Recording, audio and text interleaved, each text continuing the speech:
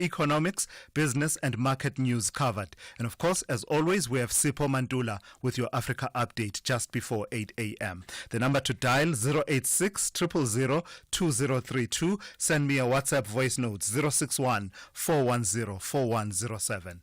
This is SAFM. We are leading the conversations that move us. The first hour of the Wednesday edition of the Morning Brief starts now. The SAFM playwriting competition is back. After receiving hundreds of entries last year from South African writers of different ages and ethnic groups sharing their stories, now the time is yours. It's your story. You decide. SAFM invites all writers to explore the medium of sound, the theatre of the mind, and to create a 1-hour radio play in English. Get writing now and submit your play before the 3rd of February 2025 for a chance to win one of 3 large cash prizes. For more information, visit safm.co.za. SAFM, leading the conversations that move us. The Daily News Diary on SAFM. All right, for that, let's turn to Ann Musa. Ann, good morning. I must say, I don't have an idea. What's on your agenda this morning? Well, quite a lot that we are looking at, but a possible 4th phase of protests in Mozambique, further disruptions and violence likely across Mozambique. This as the opposition leader called for nationwide protests from today. It is the 4th call for nationwide demonstrations since the end of the election cycle. The Joburg Water, we know, has launched a crackdown on illegal connections, and yesterday protests in Lenasia over the disconnection of the illegal water connections. So we're looking at that, as well as the Northwest illegal mining crisis. Thousands of Zama-Zamas or illegal miners are said to be trapped underground, and the families are appealing for help. About 1,000 illegal mine workers have emerged from underground, and this is since the middle of last month after police and the SNDF stopped the supply of essentials to those mining illegally. In court today, the Mehiwa murder trial resuming with the lead investigating officer, Bongani Gininda, expected back on the stand. Developments yesterday in the High Court in Pretoria that ruled that accused number 3 in the Senzo Mehiwa murder trial should be released from a solitary confinement. Tobisi Ngube and accused number 5, Fuzukuhle Ntulu, made an urgent application complaining about the prison condition at CMAX prison. And also the SAFA president, Danny Georgetown, is expected to appear in the High Court in Johannesburg. He's accused of misusing 1.3 million rand of SAFA funds for personal gain. We're previewing the inaugural Border Management Conference and Expo that is taking place in Pretoria. This is where the Home Affairs Minister, Dr. Leon Schreiber, will address the conference, basically just setting the tone for discussions on the critical role of border management in national security. They will also be looking at the latest trends in technology products and services within both the public and private sectors. So some of the stories that we are focusing on this morning. And also, there's a yesterday a video of a police officer assaulting a civilian in Durban that actually went viral. So we also have reaction from the KwaZulu-Natal Police Commissioner, Nhlanhla Mkhwanazi, who has ordered an immediate investigation for disciplinary steps to be taken. And in that video, one can actually see that the police officer is assaulting a person who does not seem to be posing any danger to him. All right, packed diary, ending it on a depressing note. Thank you for that. That's Ann Musa. She'll be updating you every half hour with your news here on The Morning Brief. Thulasizwe Simelane on SAFM. Let's get your Wednesday started by telling you what your weather is looking like. We have 3 warnings. The first one is a yellow level 2 warning. It says that disruptive rain resulting in localized flooding of susceptible roads and bridges, settlements and low-lying areas due to heavy downpours is expected over the extreme northeastern parts of Limpopo. The second warning, yellow level 1 warning, severe thunderstorms resulting in flooding of roads, damage to property and infrastructure due to strong winds and and hail are expected over the central parts of Limpopo. And lastly, yellow level 1 warning, damaging winds resulting in difficulty in navigation at sea for small vessels and personal watercraft, for example, kayaks, is expected, which may lead to vessels taking on water and at risk of capsizing in locality. Localized disruption of small harbors and localized disruption to beachfront activities also likely to occur between Alexander Bay and Cape Point. Let's give you the rest of your weather now. Pretoria, partly cloudy with isolated afternoon thunder showers with a minimum of 15 and a maximum of 28. Johannesburg, partly cloudy with isolated afternoon thunder showers 11 to 25. Mbombela, partly cloudy with scattered afternoon thunder showers 16 to 24. Polokwane, cloudy at times with scattered showers and thunder showers 15 to 24. Mahikeng will be fine, becoming partly cloudy in the afternoon, 15 to 30. Bloemfontein is fine, becoming partly cloudy with isolated afternoon thunder showers, 13 to 29. Kimberley will be fine, becoming partly cloudy in the afternoon, 14 to 31. Cape Town, partly cloudy, the wind fresh to strong southeasterly with a minimum of 15 and a maximum of 22. George, cloudy with a chance of light rain. The wind will be moderate southeasterly with a minimum of 13 and a maximum of 20. East London will be partly cloudy, becoming cloudy with isolated afternoon showers. The wind will be light to moderate southwesterly, becoming southerly from late afternoon with a minimum of 15 and a maximum of 23. Durban will be partly cloudy, becoming cloudy with scattered afternoon showers. The wind will be fresh to strong southerly to southwesterly, becoming near gale at times with a minimum of 19 and a maximum of 24. Richards Bay will be partly cloudy with isolated afternoon showers and thunder showers. The wind will be fresh to strong southerly to southwesterly, becoming near gale at times with a minimum of 19 and a maximum of 25. And finally, Pietermaritzburg will be partly cloudy, becoming cloudy with scattered afternoon showers and thunder showers with a minimum of 15 and a maximum of 21. South Africa and India will produce hot performances as they both want to triumph during their third T20 contest. The visitors want victory to ensure a joyful tour, but hosts Mzansi refuse to fold their arms. What a summer without cricket! Catch the heated third T20 international action between South Africa and India on Wednesday, 13 November at 4:30 p.m. live on SABC3 and 4 p.m. on Radio 2000. With reports on various SABC radio stations. Also available at your fingertips on SABC Plus. Proudly brought to you by SABC Sport. For the love of the game. Worldview Update, bringing you closer to international or global news. 23 minutes after 6. Let's turn our attention to this now. The main UN aid agency in Gaza says Israel has failed to meet a U.S. deadline to boost aid to the territory or risk a reduction in American military aid. Last month, the United States Secretary of State gave Israel an ultimatum of 30 days to ensure more aid trucks reached Gaza daily. The deadline expired yesterday. For more on this, I'm joined on the line by Arena Morasan, who is a researcher for the Institute for Global Dialogue. Good morning to you, Arena, and thank you for your time. From all the information that we're having to piece together from various sources, has there been a demonstrable improvement in the flow of aid into Gaza, particularly northern Gaza, since the U.S. ultimatum was issued a month ago? Good morning, and thanks for having me. So reports are saying, international humanitarian organizations are saying that this has actually backtracked since the 30-day deadline that was set, that once this ultimatum was set, Israeli forces started backtracking and saying, no, we are not actually allowing aid into these types of areas, for example, Gaza, because there is no longer there are no longer civilians there. This is the Israeli military claim. However, in this context, we have had humanitarian organizations come out to say that this is not true. There are, in fact, civilians there and not enough aid is coming through.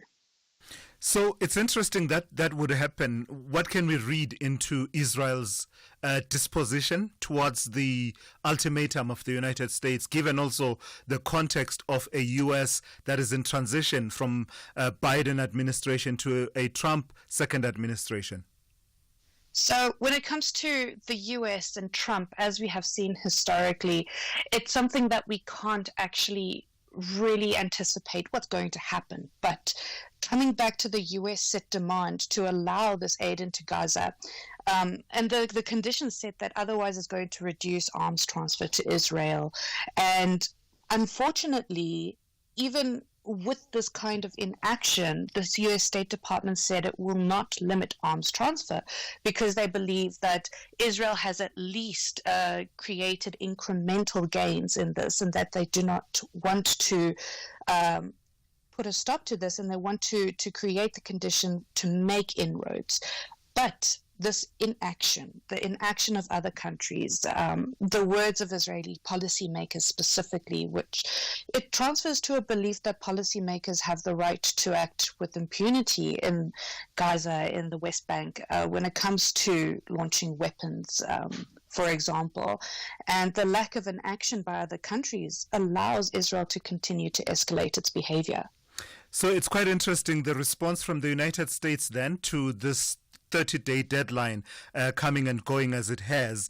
Yesterday there was this meeting that took place between, there was, a meeting with the Israeli Minister of Strategic Affairs, Ron Dermer, we are told, Reuters reporting there.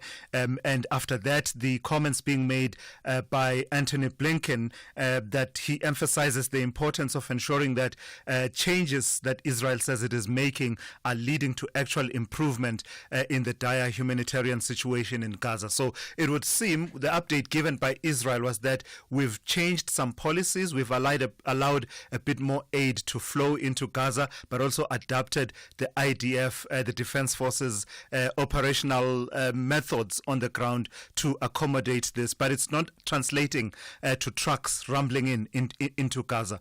What's at stake for the U.S. here in terms of its word and its standing when it takes a stance such as the one that it took, and it leads to no improvement in the way that it wanted? It's an interesting kind of situation being created, and if we come back to the South African response in this situation, it has been to challenge the international responses and norms, and to emphasize, that Muslim lives matter, and coming from South Africa's own history of apartheid, its current norms of solidarity with those being oppressed, it really draws this kind of stark contrast to how the world navigates its normative responses to conflict, to how it views its own interests in certain regions. And while we're seeing a change of government with the US specifically, it's still something that we are still waiting to see more on. We're not going to see a specific or a drastic change really in US policy, because it's remained constant towards the state of Israel, this kind of support.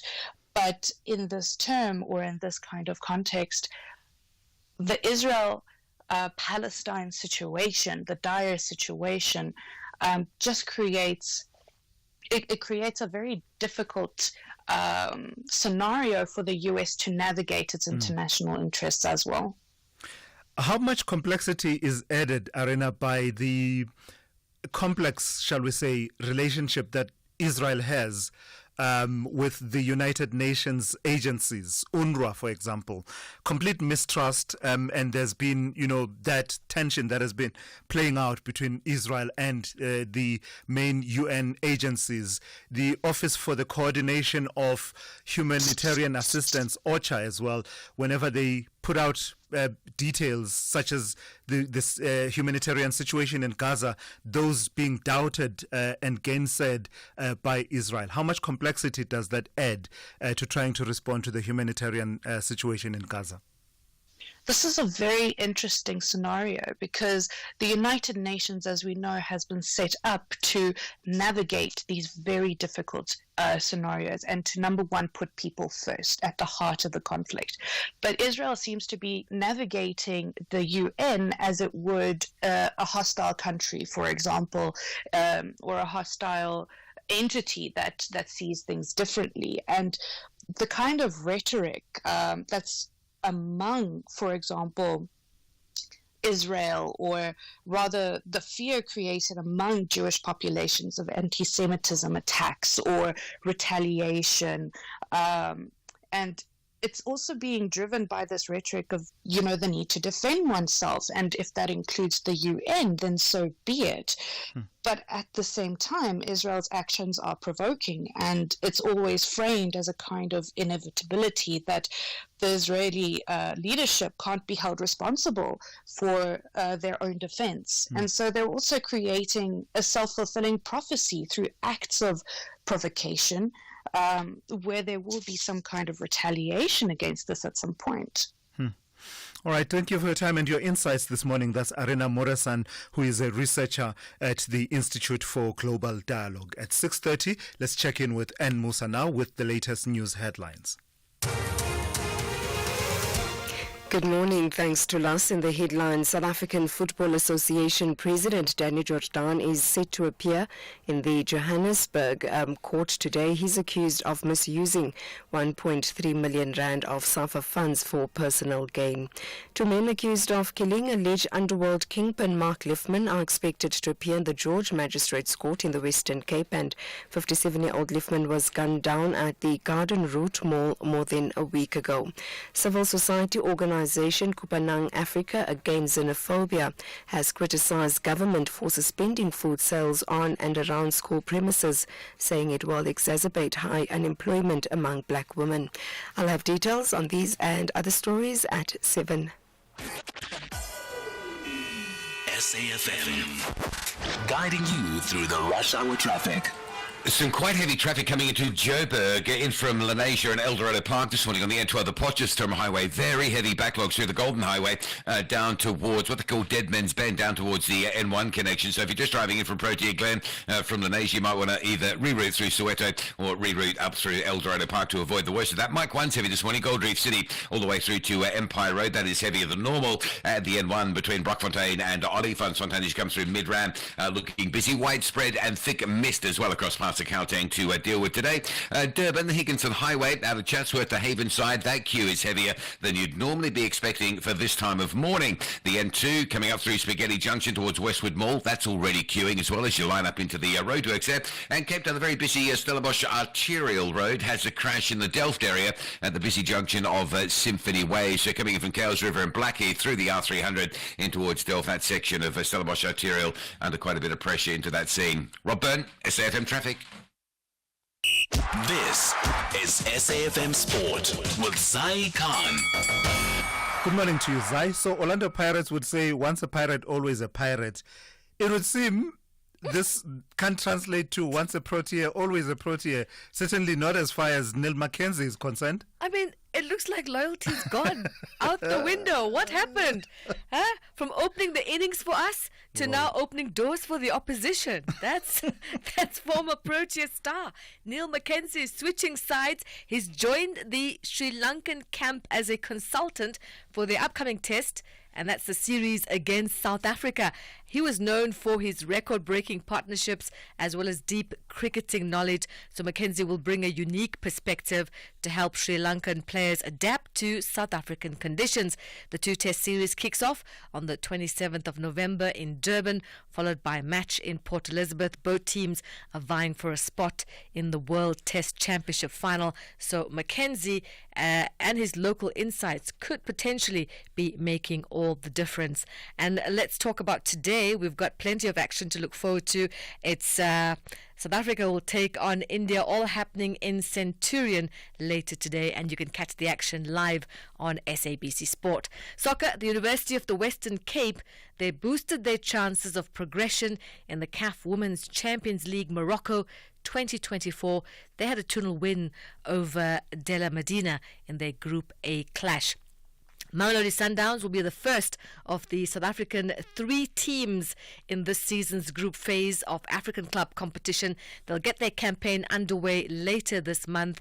Sundowns will host Manyema Union from the Democratic Republic of Congo in their opening Group B match at Loftus Versfeld, 26th of November. Kickoff is at 6 p.m. Orlando Pirates will also play their opening Group C match on the 26th of November, but with a later kickoff at 9 p.m. They'll start away at Shabab Belouizdad of Algeria in Group C. And Stellenbosch, who are through to the group phase of the African Confederation Cup, at the first time of asking, will begin their Group B fixtures away at Stade Malien in Bamako on the 27th of November. Let's bring it closer to home, where Magesi FC captain and goalkeeper Elvis Chipezeze says he has embraced the role of a leader in a team still finding their feet. The Limpopo outfit were promoted at the start of the 24-25 season, and their fairy tale Carling knockout run means they'll play Mamelodi Sundowns in the final in Bloemfontein on the 23rd of November. On winning 300,000 rand so far from 3 consecutive Man of the Match awards, as voted for by fans, the shot stopper feels appreciated. I'm grateful, and I just want to thank them, for believing in me, because not a lot of people can show the love, like they've been showing me, throughout the competition, and not on the competition, ever since I've been here in South Africa, a lot of people have been behind my back, and I'm grateful for that. And then I'm just here to say, like I said, as long as I'm keeping a smile on their faces, I'm just happy and grateful also. And motorsport news, the Alpine Formula One team announced it will switch to Mercedes engines from the 2026 season as it bids to keep pace with its rivals. Alpine's parent company, Renault, decided in September to end its works engine program in France, which has been working on developing new power units to comply with F1 regulation that comes into force in 2026. Now, the deal with Mercedes that runs until 2030 is aimed at eliminating problems linked to the Renault engines and follows the appointment of former Renault F1 team boss Flavio Briatore as executive advisor. And finally, tennis. Daniel Medvedev might have to delay plans when, after recovering his spark, he beat Australia's Alex de Minaur in straight sets at the ATP finals.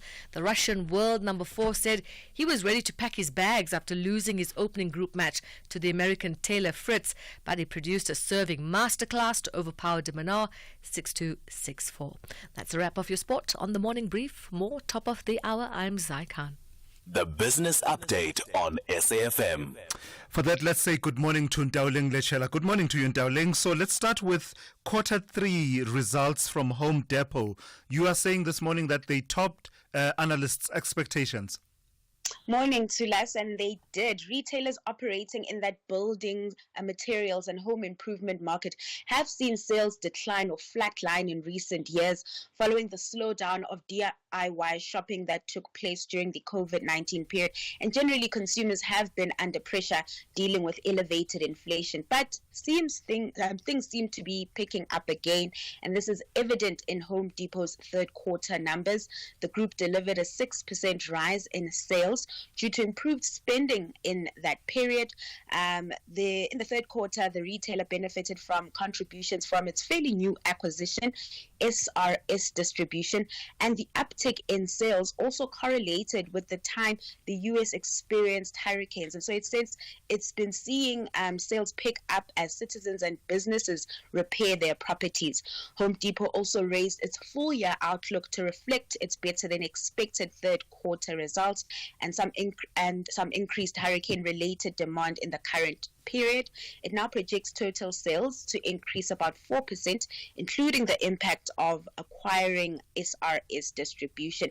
It previously expected total sales to rise by between 2.5% and 3.5% for the year. But it's not all rosy. As company CFO Richard McPhail said, there is pent-up demand for remodeling, but consumers are still deferring most of their bigger purchases as they wait for even lower mortgage rates and and borrowing costs. And so the company remains cautiously optimistic about its prospects, especially in the fourth quarter. And in terms of the state of the South African economy, we're getting a glimpse into manufacturing. You are telling us this morning that it has slipped somewhat. Yeah, so manufacturing production slipped 0.8% in September, following a 1.2% decline in August. Waning car production really weighing on the sector, with the motor vehicles, parts and accessories and other transport equipment index being the largest negative contributor, decreasing 18.7% and accounting for 1.7 percentage points of the overall decline. Now, the local automotive industry has been facing a number of challenges that hinder its growth and competitiveness. According to NAMSA, the numbers show a 4.1% decline in new vehicle sales for September. We've been seeing declines in that market throughout the year. I think we only got a positive print last month. Now, of course, these numbers are backdated and we have started seeing improvements going into the fourth quarter. But back to the data, on a quarterly basis, manufacturing production increased by 0.2%, boosted by gains that were recorded in July. The tepid increase comes as only 3 of the 10 manufacturing divisions reported positive growth rates over the period. 3 out of 10? Yes. Yeah. All right, lastly, Ndauling, a recap of the markets here at home and around the world. So the Trump rally seems to be running out of steam a week post-election day. Traders booking profits with all U.S. indexes in the red in yesterday's trading session. The Dow leading the losses there, down close to 0.9%. Local markets ending another session in the negative. This despite better than expected local labor market data. The Ocean 0.67%, driven by declines in the Resources 10 complex, nosediving 3.5% yesterday. Meanwhile, in Asia, it's red across the board this morning as weak commodity prices are triggering some heavy selling in energy and materials sectors. We are also seeing a bit of a sell-off, with declines being recorded in equity markets around the globe. So Asia just kept up on that as well. That's Ndauling Lechela there. She has her eye on the money and she'll be back with another update after 7:30 here on The Morning Brief. The SAFM Playwriting Competition is back. After receiving hundreds of entries last year from South African writers of different ages and ethnic groups sharing their stories, now the time is yours. It's your story. You decide. SAFM invites all writers to explore the medium of sound, the theatre of the mind, and to create a 1-hour radio play in English. Get writing now and submit your play before the 3rd of February 2025 for a chance to win one of 3 large cash prizes. For more information, visit safm.co.za. SAFM, leading the conversations that move us. Call Thulasizwe now, 086 000 2032. All right, so among the issues that I teased out at the beginning of the show is the report from Checkers that they are battling to recruit and retain South Africans to be drivers for their platform Checkers 6060, and basically the report being that it would seem South Africans are not so keen on that kind of work. Let's hear from Stephen in Durban. Good morning to you, Stephen. You want to talk about this issue? Good morning to you, Chilas, and good morning to your listeners. Yes, thank you. Look, I'm very in favour of people getting off their butts and trying to earn a living, and people being resourceful. At one stage I was between jobs and I got myself a little scooter, and I was looking at doing that kind of work, and I spoke to the guys about what they make in terms of doing that kind of either Uber Eats or that kind of driving around. And specifically the guys from 6060, they get absolutely no kind of benefits and cover. It's basically like you're kind of on your own. Come with your motorbike, come with your license. You've got to have all these things in place, but they have no benefits, they have no cover, they have no job security. That's not true, at least according to Wendy Lucaspool. I'm not vouching for it. I'm just saying that she says actually they pay above minimum wage, and there are benefits such as funeral cover as well as insurance.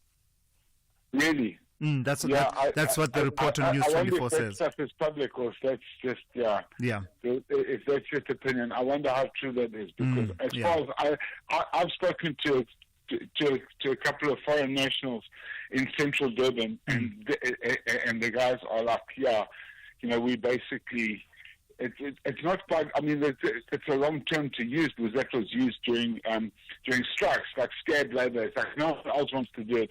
We're desperate enough to do it. Yeah. And it's as far as I know, these guys don't have any benefits. They don't have much cover or Gotcha. kind of job security. The conversation would be helped a great deal if if Checkers put out a bit more information. I suppose it would really help all of us. And it's booming. Let's face it. I mean, this thing is taking off. It is. It's helped to strengthen the Checkers brand immensely. Yeah. I mean, Pick n Pay is flailing in comparison to these guys.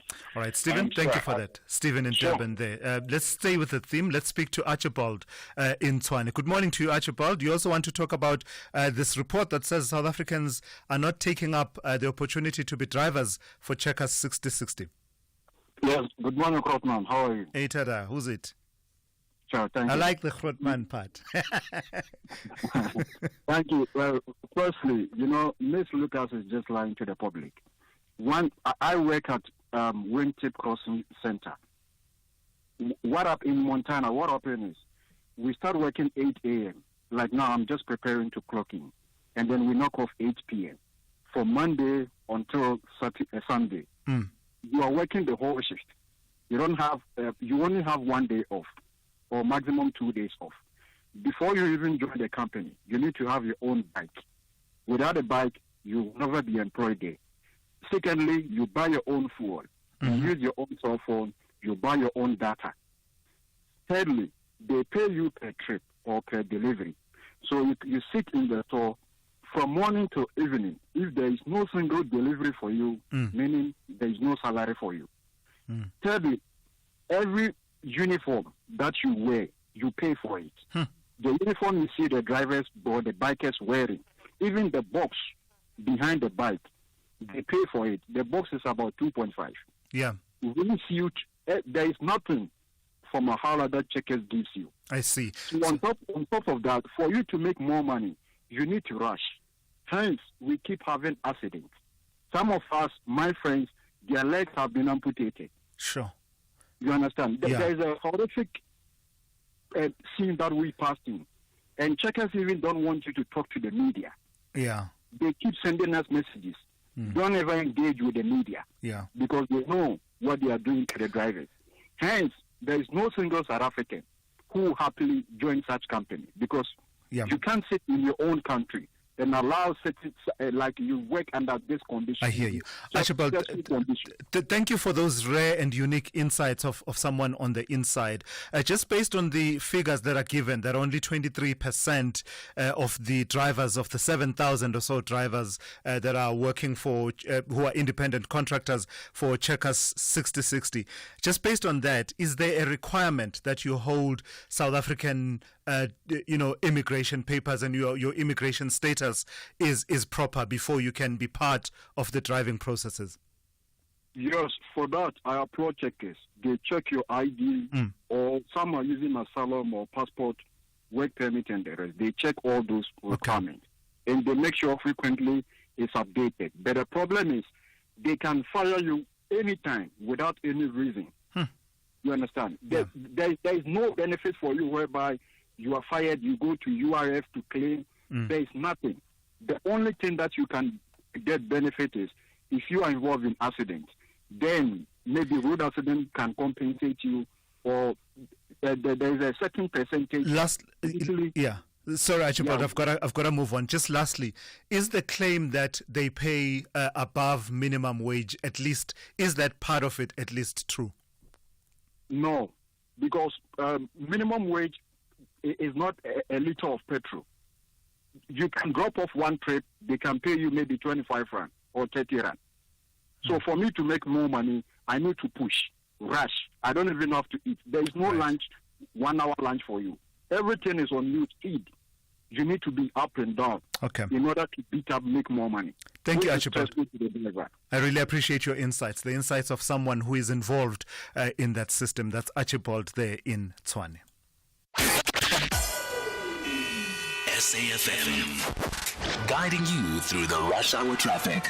Heavy mist across much of Gauteng this morning. Ekurhuleni side and Joburg is where we're getting all the calls from. Misty on the R21, on the N1 around Sunny Hill, the N3 through Edenvale, Alex area. And we've just got a call about very heavy mist coming in through Brakpan Springs on the N17 highway. So drive carefully if it's misty where you are, please. Major delay alert if you're coming from Lenasia and Protea Glen. Big crash on the N12, Joburg bound at the N1 highway interchange. That's the Potch Highway that's really badly backed up through the Golden Highway back towards Cliffsrow Valley. So if you're Protea Glen, just do a rerouting through Soweto. If you're in Lenasia side, come out through Aikenoff and Kibla Park is your alternatives. N3's heavy this morning from Elands all the way through to Modderfontein. So the N12 is starting to backlog to come into that N3 north. At Galuli's, the N1 between Brockfontein and New Road is busy as well. Keep in mind, Wednesday just attracts more traffic. The hybrid crew having pretty much a day in the office on a midweek Wednesday. You can see that in Durban as well. Just a lot of traffic. The N2 south closed, but queues going north as well from Munsumtoti up through Prospect and Higginson Highway to Chatsworth to Havenside's really busy. The N2's queuing beyond the Westwood Mall this morning. Backlogs from the M7 up towards Mgeni Road, and then a breakdown in the other works between the Kwamashu and Gateway. So a couple of big queues, well in fact 3 big queues to work through if you're coming from Munsumtoti up towards King Shaka International this morning. Cape Town traffic all over Jakes Curvell Drive at 4 Tracker Road. There's a busy one right in the heart of Goodwood there, and a crash on Stellenbosch Arterial at Symphony Way causing delays on both of those routes into the junction in the Delft area. Rob Byrne, SAFM Traffic. Our role must be to seek to build a better world. SAFM invites you to our annual public lecture, delivered by former Minister Dr. Naledi Pandor. The theme for the lecture is 30 Years of South African Freedom, reimagining South Africa's democracy, achievements, challenges, and the road ahead in protecting our democratic gains. The lecture will take place on the 21st of November 2024 at the Birchwood Hotel and Conference Center. Secure your seat by emailing us at info@safm.co.za. Today, I'm part of seeking to build a better South Africa. SAFM, leading the conversations that move us. You are listening to the Morning Brief with Thulasizwe Simelane. 9 minutes to 7. Eskom will not stop supplying electricity to the city of Johannesburg after all, despite threatening to do so because of unpaid debt and a steep current account. This is according to the Electricity Minister, Kgosientsho Ramokgopa, who intervened in the discord between the National Power Utility and City Power.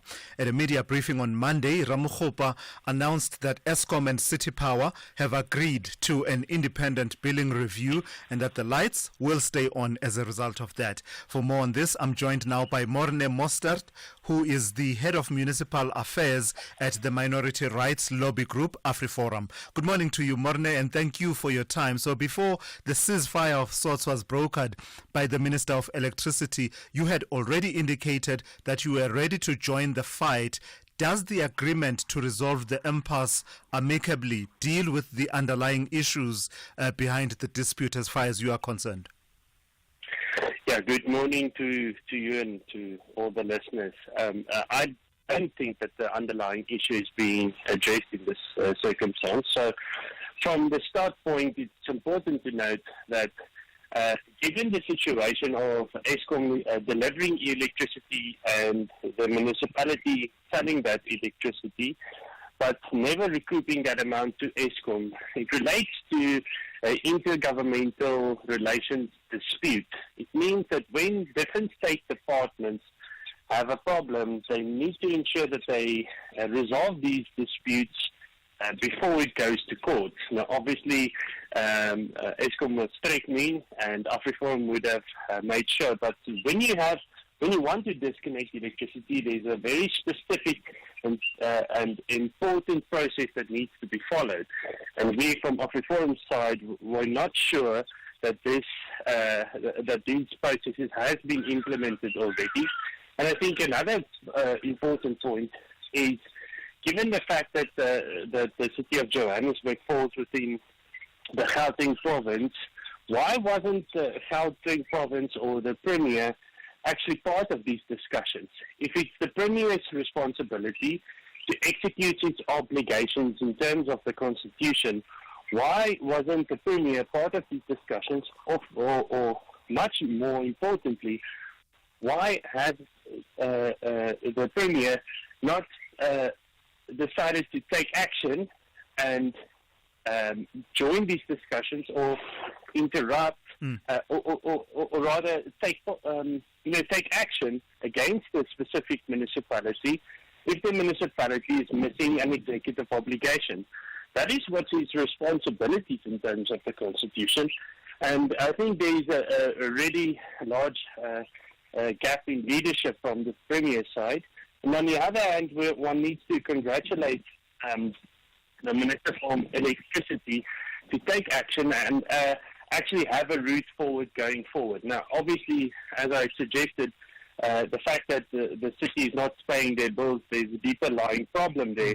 But at least the Minister is taking action and driving some form of a roadmap forward. All right, thank you for your time this morning. That's Morne Mostert, who is the head of municipal affairs at the minority rights lobby group AfriForum. Big stories of the day. #The Morning Brief. So we wanted to bring you this story yesterday, but we can do so today. Activists say state capture and corruption did not end with the Commission of Inquiry into State Capture. At an event to launch Anti-Corruption Week last Thursday, various activists lamented what they say is government's lack of commitment to fight graft. Defend Our Democracy Executive Director Zakira Vadi says corruption networks that once operated nationally have shifted to provincial and municipal spheres of government, as was evidenced by the personal protective equipment corruption that was seen during the COVID-19 pandemic. Vadi joins me now on the line. Let's take the conversation further then. Explain to us how you get the sense that state capture did not end. I mean, if the Commission of Inquiry was meant to bring it to light and ensure that action is taken to bring that systematic and systemic corruption that was labeled state capture, you are suggesting that it hasn't managed to do that. Thank you very much for hosting me. So there's 3 points here really. One is that we have seen very large corruption scandals either at a provincial or municipal level. And you've mentioned the PPE scandal, but for instance, there's also the Tembisa Hospital matter where Babita Deokaran was assassinated. And there the SIU is saying that they're looking at possible questionable tenders of 3 billion rand. So that's the first point. The second point is that many of those who have been implicated in the Zondo Commission recommendations have not yet been prosecuted. So we are yet to see accountability. And the third point is looking at the broader systemic changes that need to take place. So these are questions around whistleblower protection policy, other appointment processes to senior government positions or senior positions on SOE boards, for example. How transparent are those processes? Is there legislation in place to ensure transparency? If you look at how the NPA is funded and who controls the NPA's fundings, these are all debates around legislature and policy reform that need to be looked at as well. And much of that hasn't been given sufficient attention. Do you get the sense that this conversation is losing momentum and steam? I'll tell you why I'm asking. Around 2022, at the point at which these reports were being delivered and the final report was being delivered by then Chief Justice Raymond Zondo, all talk was about all of these issues you're talking about right now. People in orange overalls, let's get the money back, let's prosecute these people, and let's protect whistleblowers. Do you get the sense that as time passes, and that is happening quite sluggishly, the momentum is dissipating from this conversation? To some extent, and I think it's largely because corruption and state capture has somewhat become a norm. When you see a big corruption scandal again making headlines, It's just, oh, this is another one of these cases yet again. And there's a sense of perhaps a disillusionment around accountability for those who have been implicated, because instead of seeing people in orange overalls, we now find that some of these implicated individuals are back in parliament, gaining new political currency. So is there a sense of justice? Is there a sense of all are equal before the law? Because if an ordinary South African, were to be implicated in corruption or, in bribery, the law could come down quite swiftly. But for those who have, particular power or particular political connections, it may not necessarily be the case. And we are saying that this needs to change because corruption and state capture can't be accepted as a norm in our society. It impacts people's day-to-day lives. It impacts the state of our public transport, the state of our public hospitals, the state of our schools, and we can't allow it to go unchecked in society.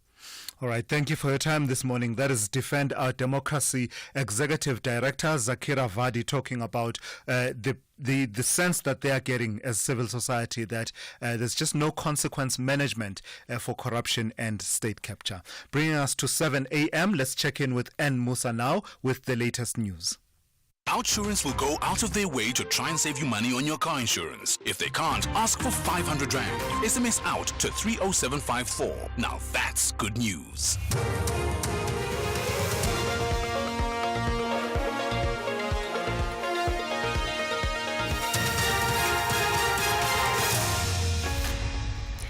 In our top stories, SAFA president set to appear in court over the misusing of funds and more criticism of Israel's actions in Gaza.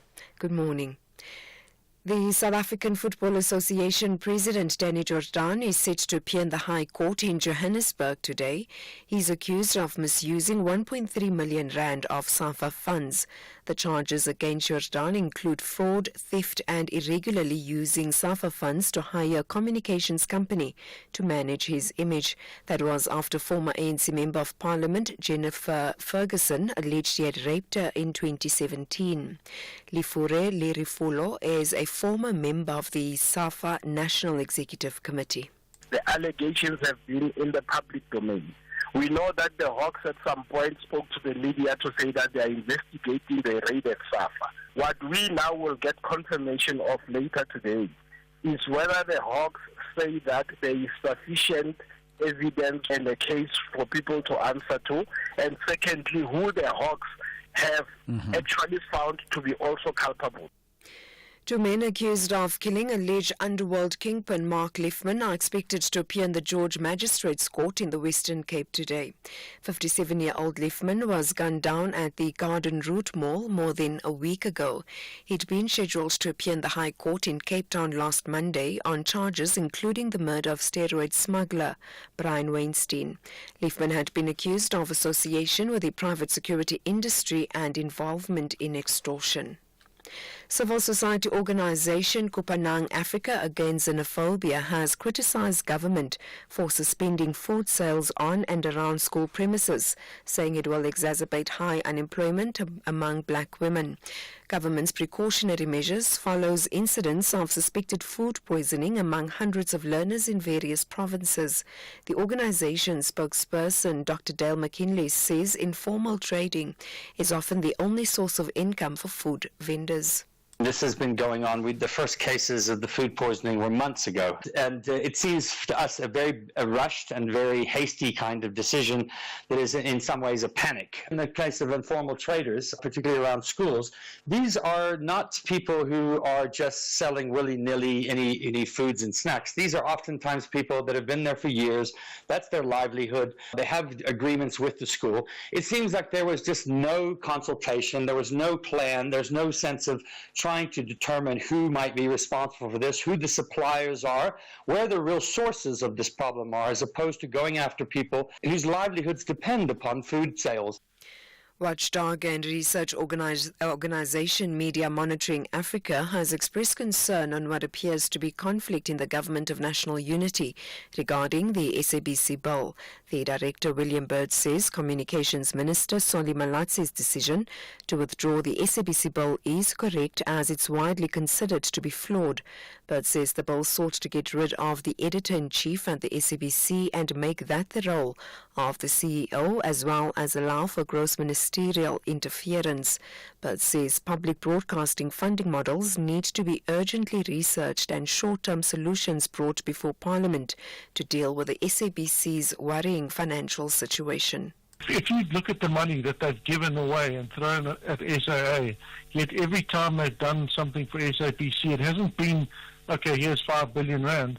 They've said, here's a loan, and every time SABC has paid it back. So unlike other public interest entities, they've just happily given them the money and not demanded it be paid back. They haven't done that with SABC. The question you have to ask is, why? We need a public broadcaster if we're going to stay a democracy. So the question is, how do we fund it? We have to find a way. It's not that hard. And finally, the United Nations has issued further criticism of Israel's actions in Gaza. The acting head of the UN Humanitarian Agency says Israel is committing acts reminiscent of the gravest international crimes. During the meeting, UN officials reported humanitarian access to Gaza had hit an all-time low, especially in northern Gaza, where severe famine is looming. The BBC's Nada Taufik has the details. Joyce Masuya was one of 3 officials briefing council members about the daily reality that Palestinian men, women, boys and girls are starving.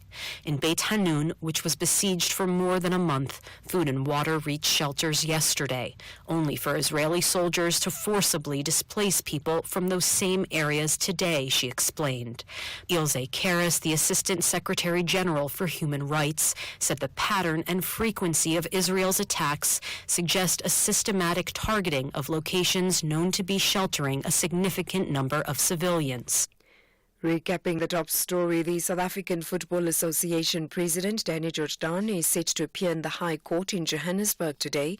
He's accused of misusing 1.3 million rand of SAFA funds. For SAFM News, I am Anne Musa. Those were the top stories for this hour. Don't miss out on a possible car insurance saving. SMS out to 30754 for a quote. Outsurance, where you always get something out. It's Black Friday season, South Africa. It's the season to save big. Switch to Outsurance and you could get mind-blowing savings on your car insurance premiums today. SMS out to 30754 for a quote. If Outsurance can't beat your car insurance premium, ask for 500 Rand cash.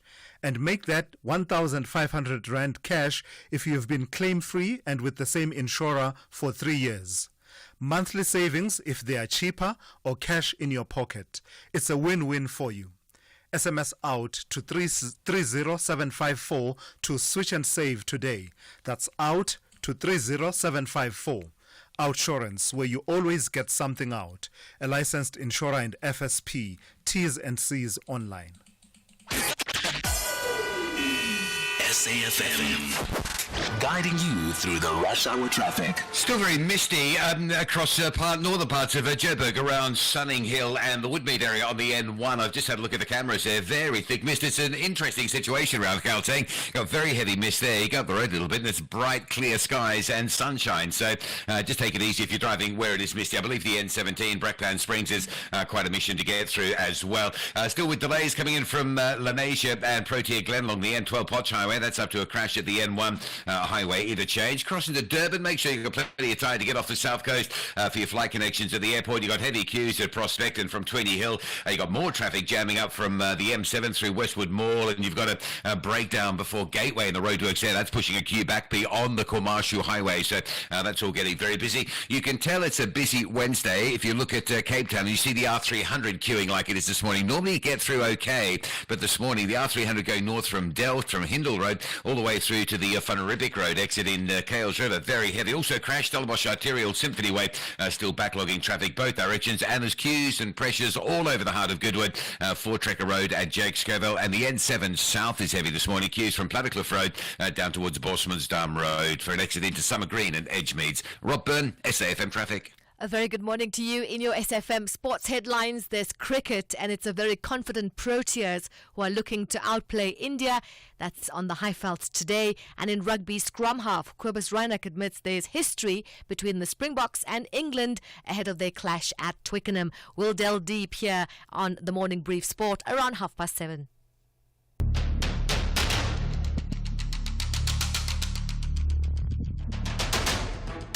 The Morning Brief with Thulasizwe Simelane. Weekdays, Monday to Friday, 6 to 9 a.m. The Morning Brief with Thulasizwe Simelane. Weekdays, Monday to Friday, 6 to 9 a.m. 9 minutes after 7. Good morning, South Africa. This is the second hour of the Wednesday edition of the Morning Brief. It's good to have you with us. Coming up over the next few minutes, we'll focus a bit on Gauteng's wastewater treatment plants. The Deputy Minister of Water and Sanitation, Thulasizwe Simelane, wants us to add that to the mix of considerations for what is at play in as far as the water crisis is concerned in the province of Gauteng. Basically saying that the wastewater treatment plants in the province of Gauteng are the main polluters of the province's water resources, and that fits into this bigger mix around maintenance of water systems, as well as dealing with leaks and the likes, which has contributed to the situation that Gauteng finds itself in. I'll have a conversation with Deputy Minister Thulasizwe Simelane in the next few minutes. Then I want to, after that, the other conversation we have lined up for you is with the Police Portfolio Committee Chairperson, Ian Cameron. And it is inspired by a moment that I thought was quite a stunning piece of political theatre that played out in Parliament yesterday, where the Minister of Police was giving out this number that he says was set up last month by the South African Police Services to respond to extortion, such that anyone in distress or, observing extortion taking place could pick up the phone and dial the number. The minister gave the number in Parliament, and as fate would have it, EFF MPs dialed it immediately and put their phones, at least the one MP's phone, to the mic, and it would seem the number was not working. The conversation for me is not about the number or whether or not there's someone on the other line. In fact, it is about that. It is about the resources behind that number. So Ian Cameron will weigh in on that for me at about 7:20 this morning. Of course, we have all of your regulars lined up, locked and loaded, but also we want to hear from you on these and other stories. Feel free to call in even as we are having these conversations. The number to dial is 086 000 2032. I'll also take your WhatsApp voice notes on 061 410 4107. This is SAFM. We are leading the conversations that move us. The second hour of the Wednesday edition of the Morning Brief starts now. Svali weekend on a high note with Final Analysis on Sunday night. Tune in to Final Analysis every Sunday night and stand a chance to win a hamper worth 10,000 Rand, courtesy of Theodora and SABC Sport. Final Analysis, the premium wrap-up show, giving you match highlights, final scores, post-game reactions, expert analysis, and sport news weekend roundup of the local and international arena. Catch Final Analysis every Sunday at 8 p.m. on SABC Sport on TTT Channel 4 and 10 p.m. on SABC 3. Also available everywhere for everyone, always on SABC Plus and SABCSport.com. Hashtag We've Got It All. Proudly brought to you by SABC Sport. For the love of the game. Specsavers now looks after your hearing as well as your vision with Specsavers Audiology. With 60 stores and counting, we are South Africa's largest audiology group. For a limited time only, buy one rechargeable hearing aid and get 50% off the second. You heard right. Buy one rechargeable hearing aid and get 50% off the second. Find your nearest store at specsavers.co.za. Specsavers Audiology. Test your hearing and join the conversation. T's and C's apply. Assurance, they understand my business. They are so good in terms of communication, which gives me confidence. It's a good decision that I've made to move to Assurance. I'm a winner. I want to be with the winners. Switch to Business Outsurance today and you could get a massive 20% discount on your business insurance premium. SMS quote to 43328. That's quote to 43328 to switch and save today. Licensed insurer and FSP. TCs and information online. Thulasizwe Simelane on SAFM. 13 minutes after 7. Gauteng's wastewater treatment plants are the main polluters of the province's water resources. This is according to the Water and Sanitation Deputy Minister, Thulasizwe Simelane, who has urged municipalities to prioritize improving the state of their wastewater treatment infrastructure. And this happened at a meeting in Centurion on Monday. He has said pollution from the wastewater systems, overloaded systems, pump station failures and sewer leaks from municipalities threaten dams in the province. The Deputy Minister joins me now to take that conversation forward. So, good morning to you, Deputy Minister. The picture that you were painting is based on you having assessed the municipal wastewater systems a couple of years ago, but also the Green Drop Report and progress reports of December 2023. What is the situation? How would you assess the state of the country's wastewater treatment plants, particularly Gauteng's wastewater treatment plants? Good morning to us and good morning to all the SAFM viewers, and thank you for the opportunity.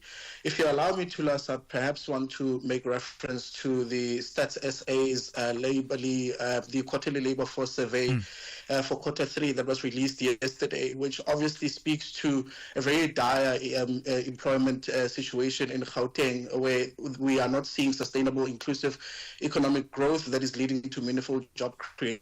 And I want to juxtapose this, Thulas, with the News 24 investigative article that has been done on the state of the wastewater treatment works in Mogale City, in particular the Flip Heman and Percy Stewart wastewater treatment works, wherein the water in the Blue Blanc Strait that is flowing into the Hartbeespoort Dam as well as the Crocodile River contains almost 100 times more fecal content than the regulatory limit. And I want to add that this particular poisonous stinking substance has of course killed all aquatic life downstream, destroying businesses and farms and the livelihoods that rely on them. So you can see that there is a correlation in terms of the discharge of dysfunctional wastewater treatment works as you relay it to the unemployment statistics in Gauteng.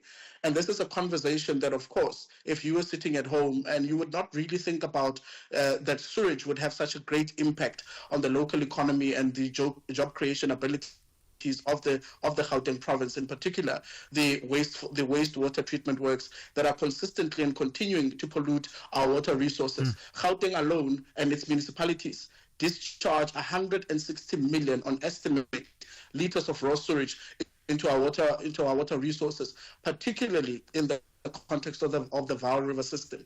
And this is a huge problem that I think for over the years, I mean, you'd recall that the blue drops were decommissioned in 2014, they were brought back in 2022, 2023 respectively, and everything has been on the decline in as far as sanitation infrastructure is concerned since then.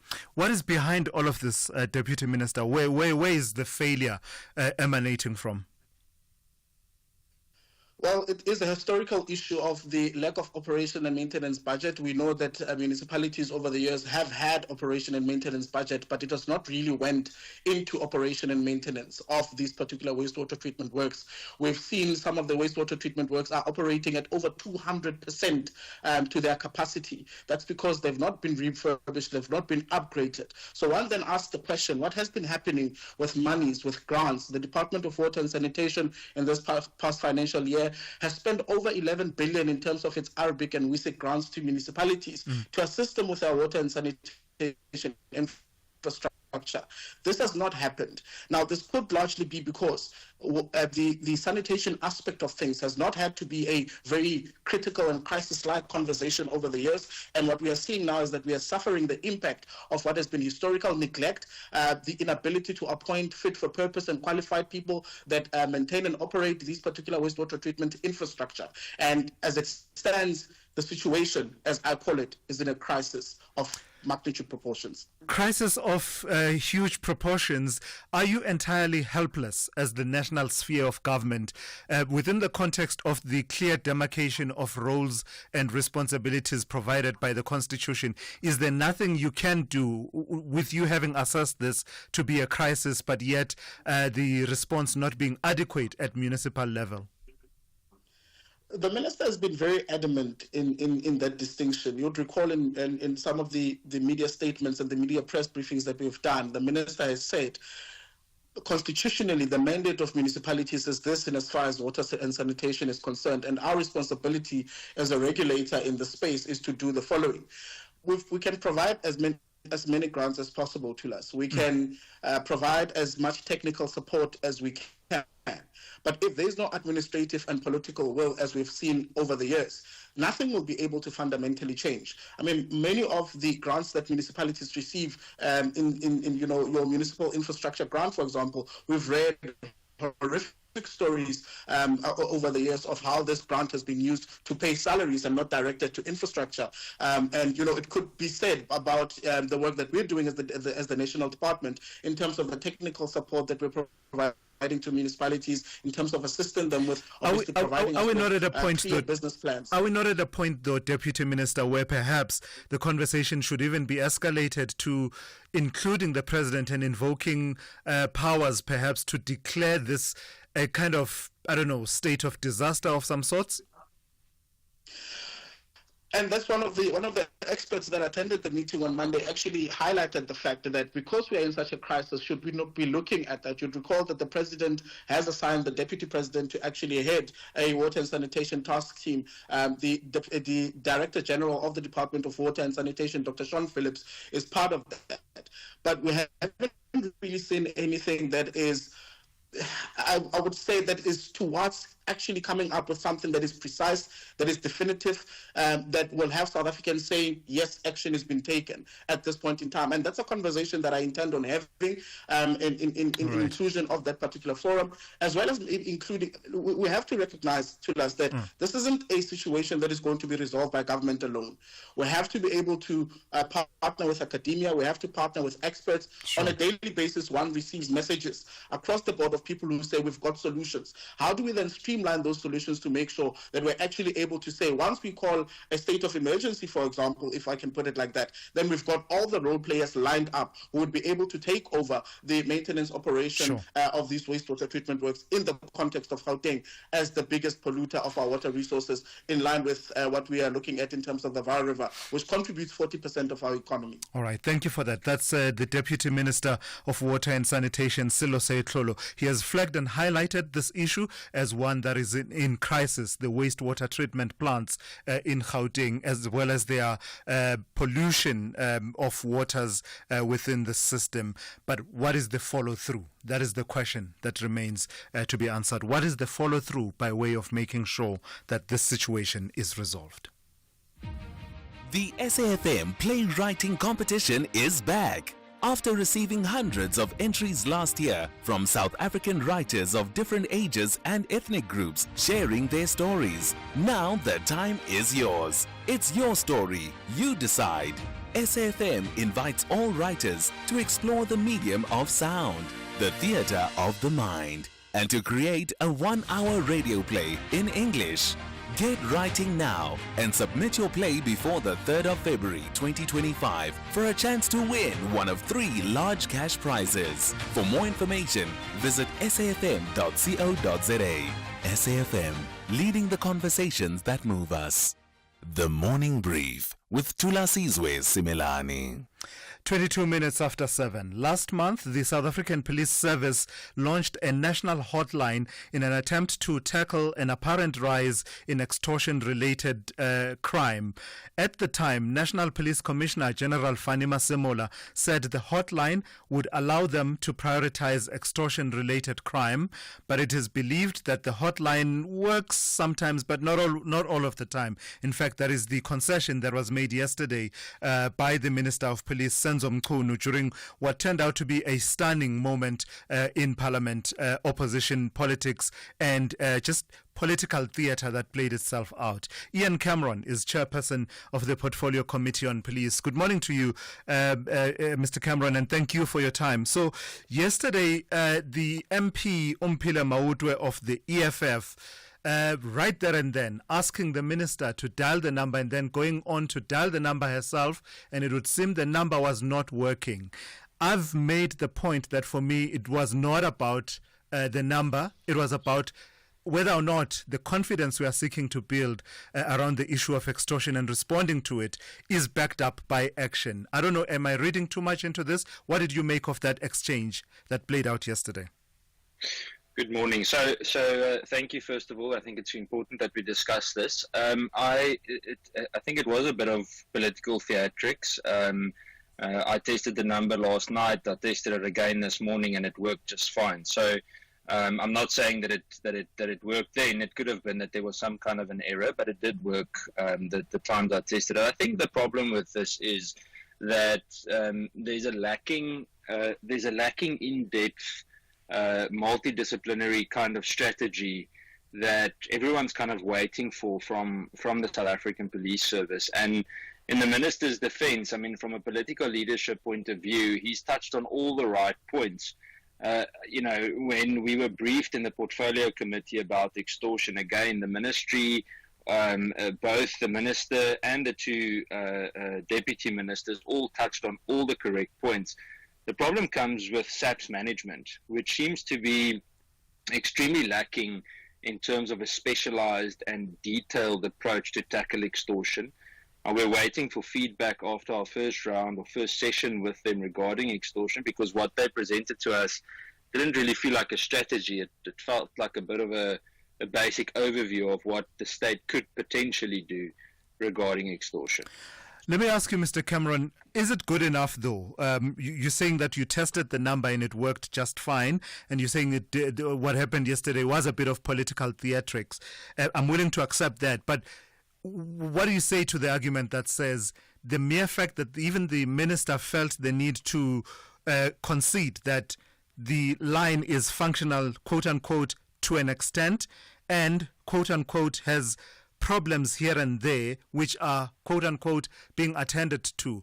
Is this something that you would have accepted as good enough a few months ago before your party got into the government of national unity? No, not at all. No, but I don't think you should word it that way. I think it's not good enough right now. It's unacceptable.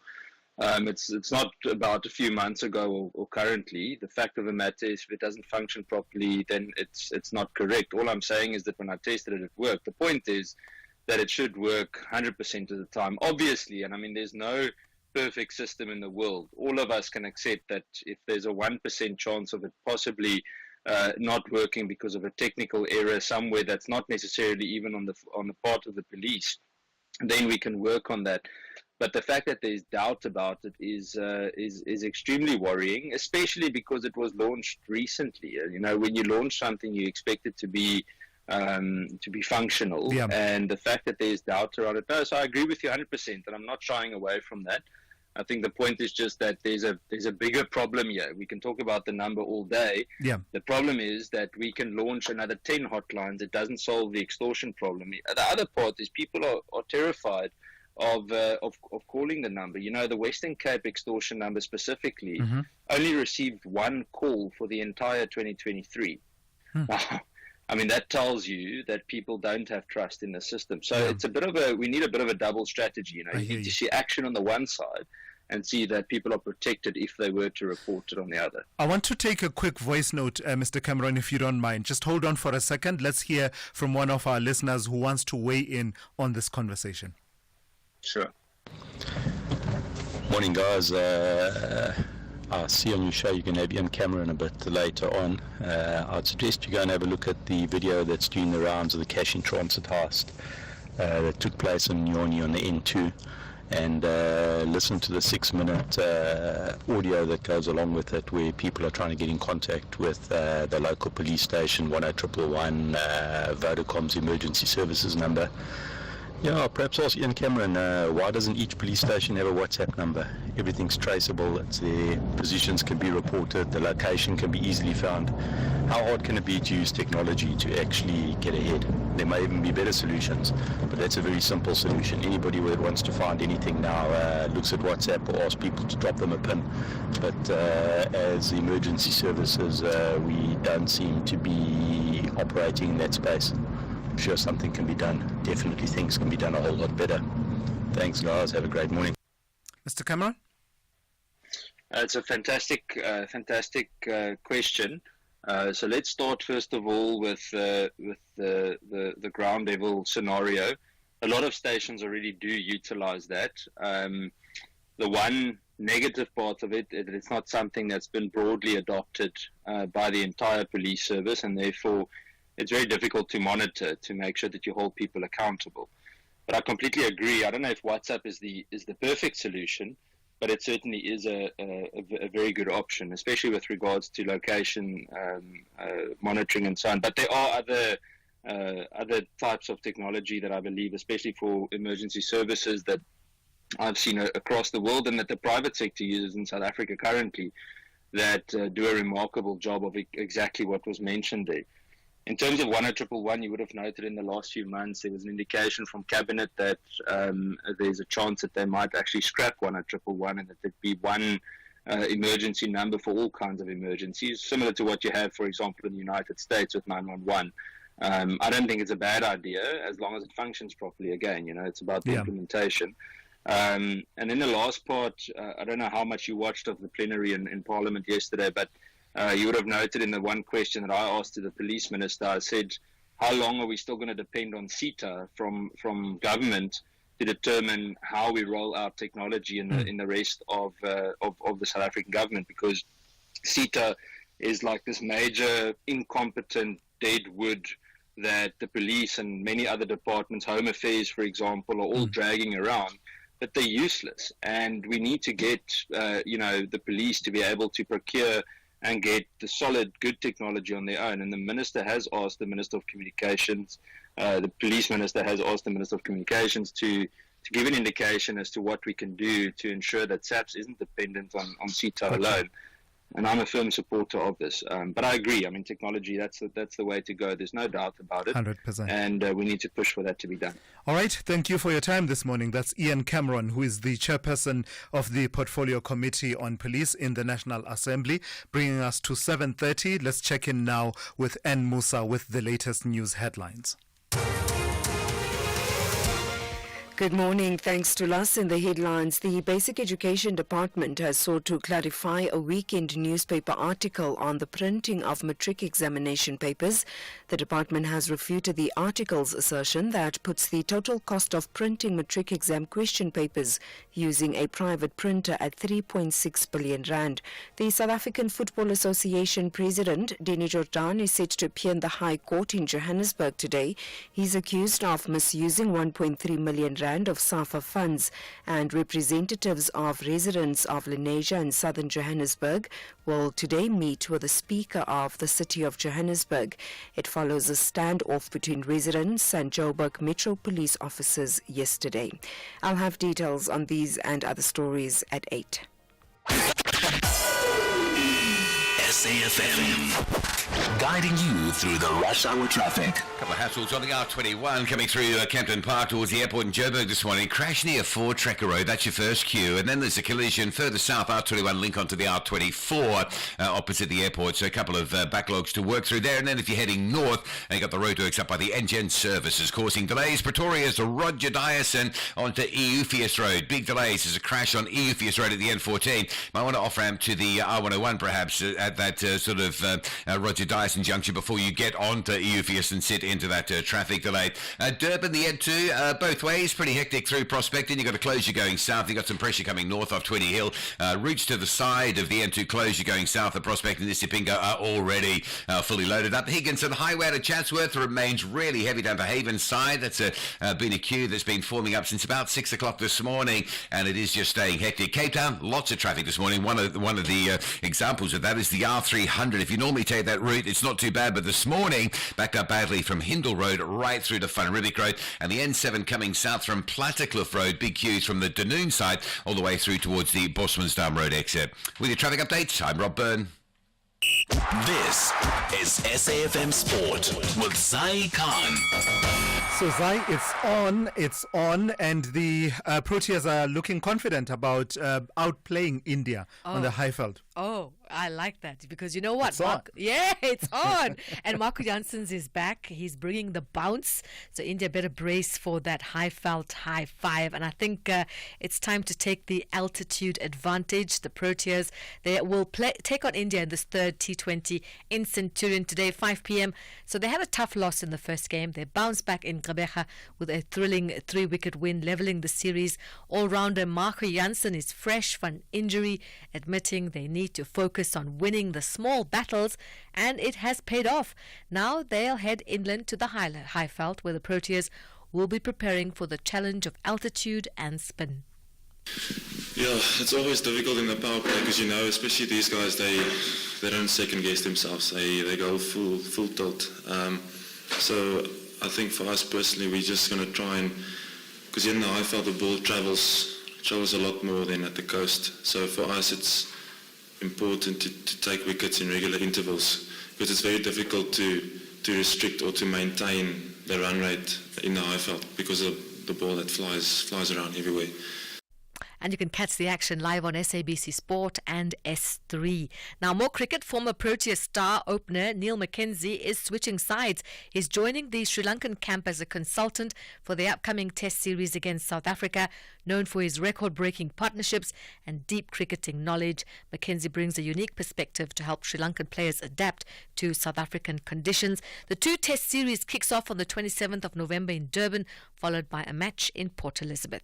Rugby. Scrum half Kobus Reinach admits there's history between the Springboks and England ahead of their autumn series clash at Twickenham. The sides last met during the 2023 Rugby World Cup, and it was at the semi-final stage where South Africa came out on top thanks to a come-from-behind 16-15 victory. Since then, the Springboks have gone from strength to strength, lifting the Webb Ellis Cup, and followed that up this year with the Rugby Championship silverware. Here's Reinach. It's been close games and teams have played their best rugby in the top stages in the World Cup. So you can expect them to come out wanting to win the game, being under pressure, having close losses against NZ and Australia, and we just need to keep on doing what we do and putting our plan in action on the field. Soccer news. The Football Association is investigating after a video was posted on social media appearing to show the Premier League referee David Coote making derogatory comments about Liverpool and former manager Jurgen Klopp. The referee's body, Professional Game Match Officials Ltd, announced on Monday that Coote had been suspended pending a full investigation. The Football Association is looking at the comments. It's understood part of its investigations will centre on whether he made reference to Klopp's nationality, and that constitutes an aggravated breach of its misconduct rules. And finally, tennis. The top-ranked Jannik Sinner made it 2 wins in 2 matches before his home fans at the ATP Finals, beating the American Taylor Fritz 6-4, 6-4 in a rematch of the US Open final that the Italian also won in straight sets. That's a wrap of your sport on the Morning Brief. Headlines top of the hour. I'm Zai Khan. The Business Update on SAFM. Good morning to you once again, Dowling. Let's start in media-related news. MultiChoice, you're telling us this morning, continues to bleed subscribers, and this in a difficult trading environment. That's right, Thulas. MultiChoice really not faring well in the past 6 months, bleeding subscribers here at home and in the African markets it operates in. The group's SA subscriber base declined by 5% to 7.4 million, losing 400,000 customers from a year ago. The biggest drop being in premium subscribers. Its rest of Africa operations recorded a 15% decrease in subscribers as well to 7.5 million. The decline in Africa was driven by economic challenges in Zambia and Nigeria. Zambia, hit by severe drought and daily power outages of up to 23 hours, saw a loss of nearly 300,000 subscribers. Nigeria, struggling with inflation exceeding 30% and frequent power outages, lost about 240,000 subscribers. Now, the paid TV market really struggling in this current environment. The challenges have been driven by the rise of streaming services, the growing popularity of short-form videos on social media platforms and shifting consumer preferences. Now, these pressures are increasingly felt in MultiChoice's core market here at home, where competition is intensifying. And so we're seeing MultiChoice investing in its streaming service Showmax. In the current period, it spent 1.2 billion rand, but that unit is still not profitable, so it's also contributing to its declining profit. So continued spending in Showmax, currency issues in the African countries it operates in, and an overall tough macroeconomic environment has resulted in core earnings slumping 99%. Now, these results also come as we await more updates on the Canal Plus merger. Yeah, it's a difficult environment. You've got to keep up with the preferences of viewers and audiences. Tell me about Premier Group's cost-cutting initiatives. You are saying that they are beginning to pay off. Now, it's a stark contrast to what we saw in MultiChoice. Premier Group has delivered double-digit profit growth for the 6 months period.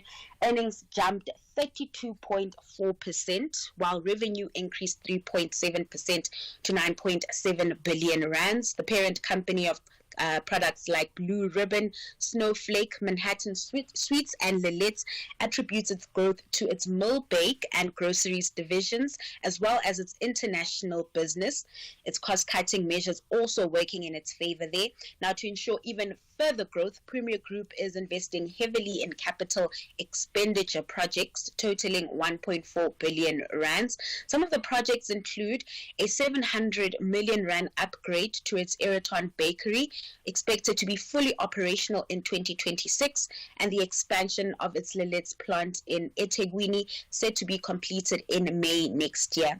Additionally, the company has acquired a 30% stake in Gold Keys International, producer of Golden Price rice brands, and it's strengthening its partnership with Woolworths for private label growth. Company CEO Kobus Gertenbach further expects macroeconomic conditions in the country to improve, and this would be an add-on to its own growth initiatives. Gertenbach cited the usual, including low inflation and interest rates, which it says will eventually help boost consumer spending. Lastly, Dowling, recap for us. The JSE closed, the US closed, as well as Asian markets. So there seems to be a global market sell-off brewing as stocks across the globe post losses. In Asia, markets are in the red, with Hong Kong shares heading for the longest losing streak in 2 months on China's stimulus letdown. The Hang Seng is down 1% this morning. Over in Wall Street, futures are in negative territory, extending yesterday's losses. This ahead of the US CPI print that's being released later today. And then coming back home, sentiment is sour, with the all share falling 0.6% in yesterday's trade. In currency markets, the rand crashing past the 18 rand mark.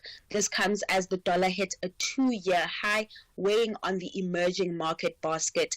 The local unit is sitting at 18.09 to the greenback. All right, thank you for that, Ndauling Lechela there. Stand by for one more update from her just before the resumption of trade on the JSE, and that will be coming up just after 8:30 here on the Morning Brief. Africa Update on SAFM. Let's say good morning to Advocate Sipho Mantula. Raz, good morning. So let's start with you and I have been talking about SADC, just waiting for the stars to really align properly before they can sit and consider this issue of the elections in Mozambique. The AU Peace and Security Council has now moved on that front. Refreshing morning to us and jump off regard to the listeners. Indeed, to us, the 1145 session of the Peace and Security Council will convene today in Addis Ababa to look at what they call the post-election situation in Mozambique. Remember, Tula, this meeting is very important because they will be looking at the report of the AU Observer Mission, looking at the statement that came from the AU on the 21st of October. And also, Tula, there was a field mission that was sent in July in Mozambique. They will have to answer, did they not see the signs of this post-election violence? This meeting is very important, as we know that today, Tulas, there is protest that will be in the borders of South Africa and Mozambique, and the police have called those who are going to be engaging. They are labeling them as terrorists, and they are saying they are bad as terrorists, like in Cabo Delgado. Ronald Lamola yesterday to us also said that they are not defending Frelimo. There is a need for an engagement between the two parties. Let's talk about the situation in Sudan, as I always say, is not covered nearly enough. Sierra Leone is weighing in on that situation and calling for an end of hostilities. To us, it is both the UK and the Sierra Leone, as they are sitting in the UN Security Council. They are calling for the immediate withdrawal of the rapid support forces. They are calling for the opening of the Adre border, crossing with Chad for the aid deliveries in Sudan. Very important as well to us, as we know that the conflict in Sudan has been going on for almost 19 months. Now, this important UN resolution, if it can find the sun at some point so that the conflict in Sudan can come to an end. Oh, in Uganda, M7 is at it. M7 is at it again. What's the story about now? People being detained for allegedly insulting the president in Uganda. And they are using the social media. This is called the TikTok to us. 3 young persons, aged 19, 21, and 28. They appeared before the court yesterday. They're going to appear also tomorrow. Today actually, in terms of the facing hate speech and spreading malicious information against the president's family. And that's how they say it was demeaning, ridiculing. This is not for the first time. Also in July, there was a young person who was sentenced for 6 years to us for doing the same thing by insulting Museveni, President Yoweri Museveni. This time they've added even the First Lady, Janet Museveni, and the son, Muhusi Kaine Rugaba. The one who's naughty to us as well on the Twitter street, he has been accused by these 3 young persons.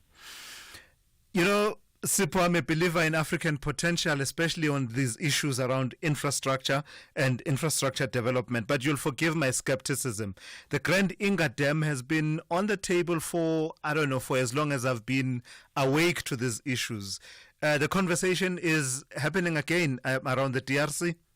After almost a decade now, we know that the Inga Dam will benefit South Africa as we are sitting on load shedding, load reduction. We have changed the terminology to us, even its power outage.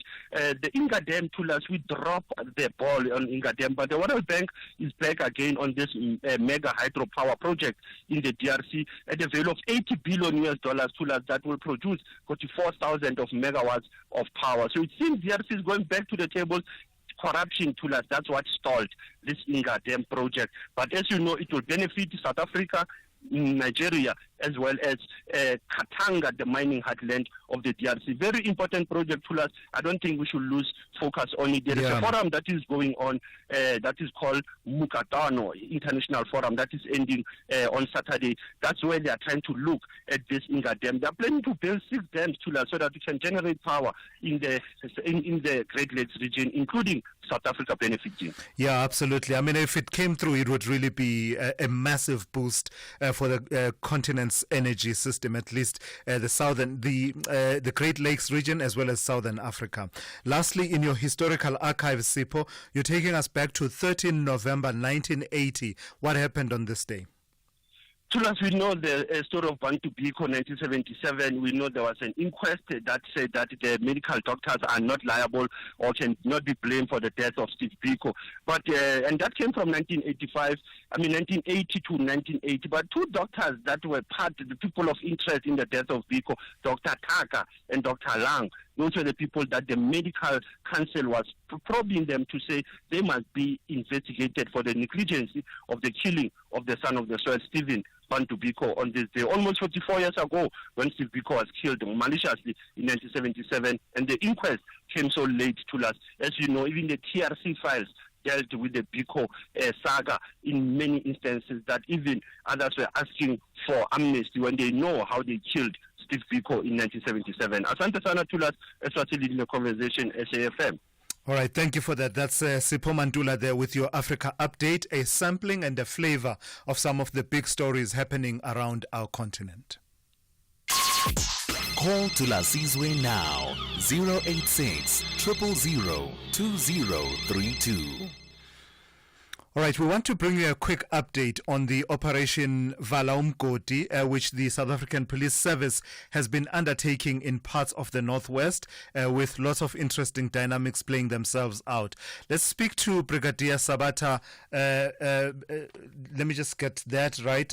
Brigadier Sabata Mokhwabane, who speaks on behalf of the police in the Northwest. Brigadier, good morning, and thank you for your time. So I see that the operation continued in the areas around Stillwater, but there's a bit of a dynamic that's playing itself out with community members as well wanting to be involved in trying to take food underground. And there's an estimated 4,500 illegal miners, we are told, who are still underground in the Northwest. What can you tell us about that operation and where things stand?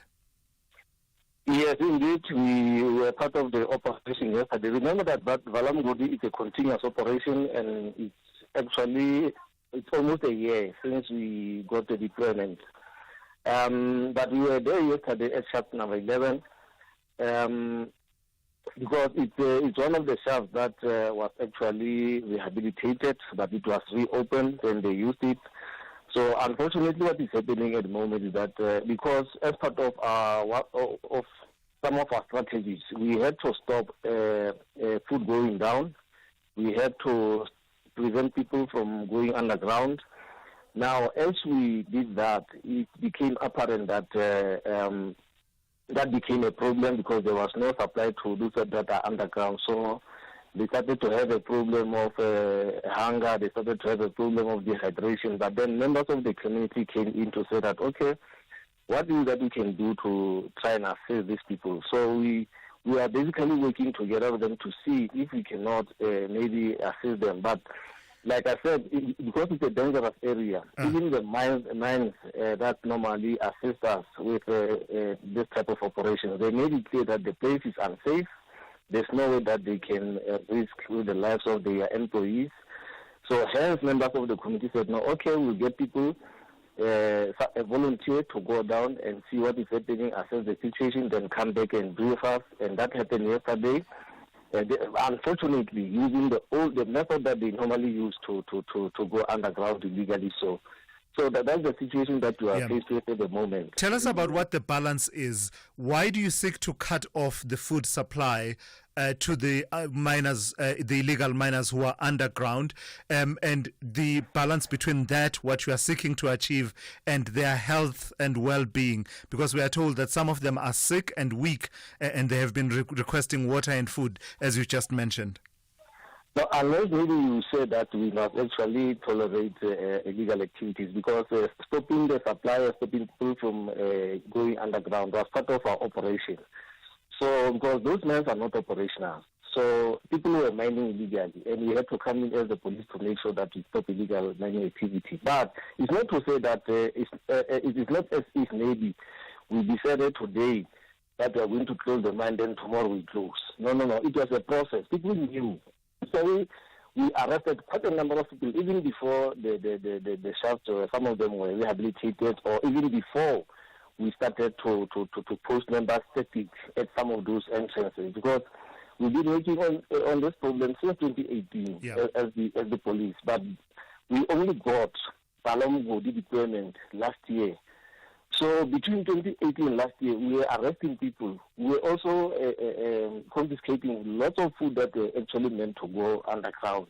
So I think for me, that was a sign. But then once Vala Umgodi operation came in, then we came up with other strategies. But some of the strategies were that the entrances or the shafts that are actually not used, but are used by the Zama-Zamas, we are going to post people there static so that we don't allow any food to go down. So they knew all along. And the option was for them to come out. I mean, if you are aware that the supply has been stopped, but you can't come out. So what do you expect? All right. But we are waiting because we have that element of humanitarian. We are working with members of the community to see what we can do to assist them. All right, Brigadier, thank you for that update. That's Brigadier Sabata Mokhwabane, who speaks on behalf of the SAPS in the Northwest. Let's get a quick traffic update now. We've upgraded. Our new GIS-linked national address database lets us connect with you better than ever before. By visualizing licensed and unlicensed households nationwide, we can ensure timely communication. Our payment reminders are a crucial tool to help you stay compliant and avoid penalties, empowering you to take proactive steps. Efficient electronic communication helps us collect fees seamlessly, bolstering the SABC's mandate in line with Section 27 of the Broadcasting Act. TV licenses. Pay yours, make a difference. Assurance are experts in what they do. They get to understand what type of business are you doing so that they can insure you properly. It actually validates why we're with them. If you haven't called Outsurance yet, what are you waiting for? Switch to Business Outsurance today and you could get a massive 20% discount on your business insurance premium. SMS quote to 43328. That's quote to 43328 to switch and save today. Licensed insurer and FSP. TCs and information online. SAFM, guiding you through the rush hour traffic. Good morning. Heavy traffic to the airport today. Coming out of Pretoria, there's a crash down by the Atlas Road exit, and traffic's parking back through Pomona and back towards the Benoni off-ramp. If you're in a hurry, make sure you've got plenty of time to get through that. Also going the other way, the roadworks causing a delay again this morning, heading up towards the NGen services, 21 north towards Pretoria, just in the Tembisa side. If you're leaving Pietermaritzburg, it's a really heavy queue. There's a broken down bus just past Market Road, or just around Market Road. One lane open because there is some construction. That's pushing traffic all the way back through New England and back towards Ortman Road. So very heavy backlogging going on there. Durban bound. Crash on the Cape Town's Plattercliff Road off-ramp on the N1 into town, so some extra delays there. And the R300, this will surprise you. Big traffic this morning. Literally, as you turn off the N2 onto the R300 north, you sit all the way through, jammed right through to the Funeribic Road and Strand Road exit for Cales River and Belleville. Rob Byrne, SAFM Traffic. Bafana are coming to Cape Town to play the final qualifier against South Sudan at the Cape Town Stadium on the 19th of November 2024 at 6 p.m. Come early, dressed to support Bafana for a chance to win prizes. Gates open at 3 p.m. and tickets start from 60 Rand for adults with special rates available at 30 Rand for children under 12. Scholars in uniform and students with student cards at all Ticket Pro outlets. If you can't make it to the stadium, catch the game live on SABC2 at 6 p.m. or visit sabcsport.com. For more details, visit safa.net and Bafana on X and TikTok. With Outsurance, you don't need to wait until Black Friday to get awesome savings on your car insurance premium. SMS out to 30754 for a quote today. If Outsurance can't beat your car insurance premium, ask for 500 Rand cash. And make that 1,500 Rand cash if you've been claim-free and with the same insurer for 3 years. Monthly savings if they are cheaper, or cash in your pocket. It's a win-win for you. SMS out to 30754 to switch and save today. That's out to 30754. Outsurance, where you always get something out. A licensed insurer and FSP. T's and C's online. Our role must be to seek to build a better world. SAFM invites you to our annual public lecture, delivered by former Minister Dr. Naledi Pandor. The theme for the lecture is 30 Years of South African Freedom.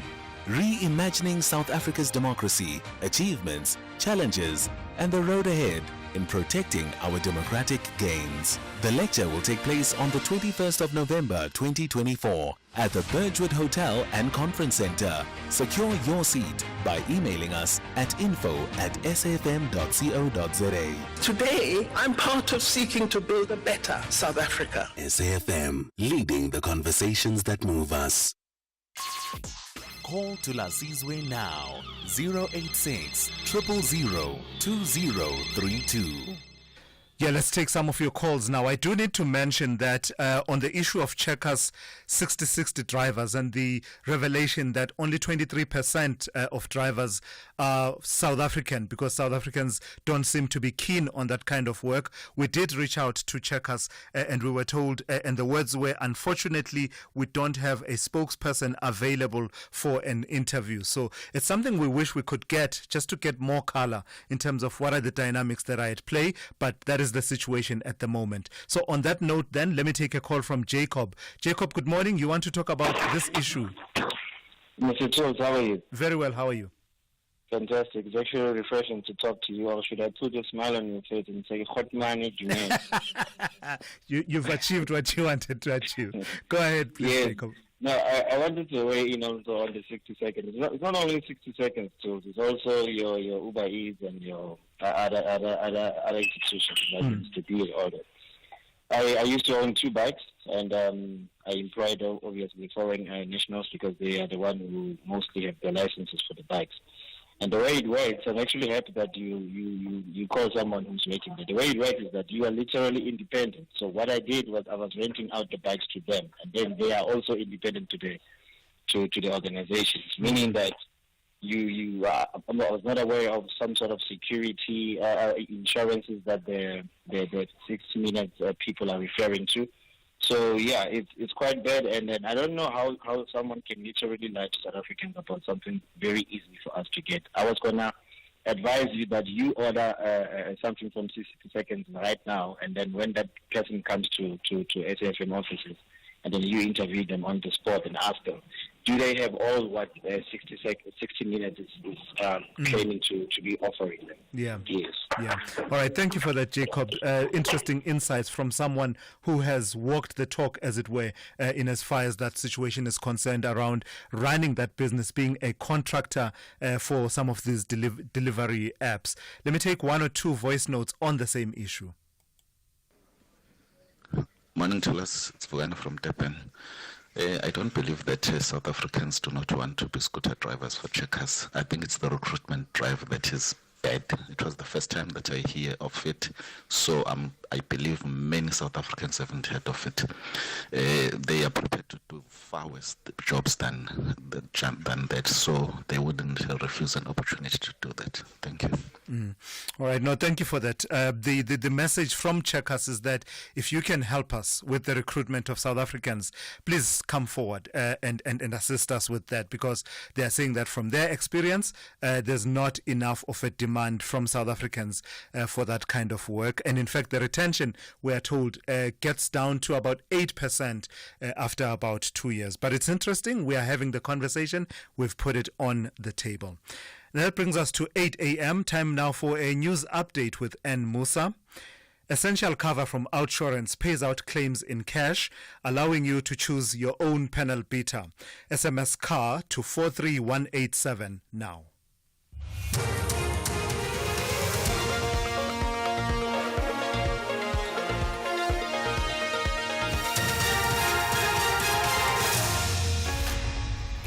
In our top stories, Basic Education Department clarifies exam printing costs, and SAFA President set to appear in court over misusing of funds.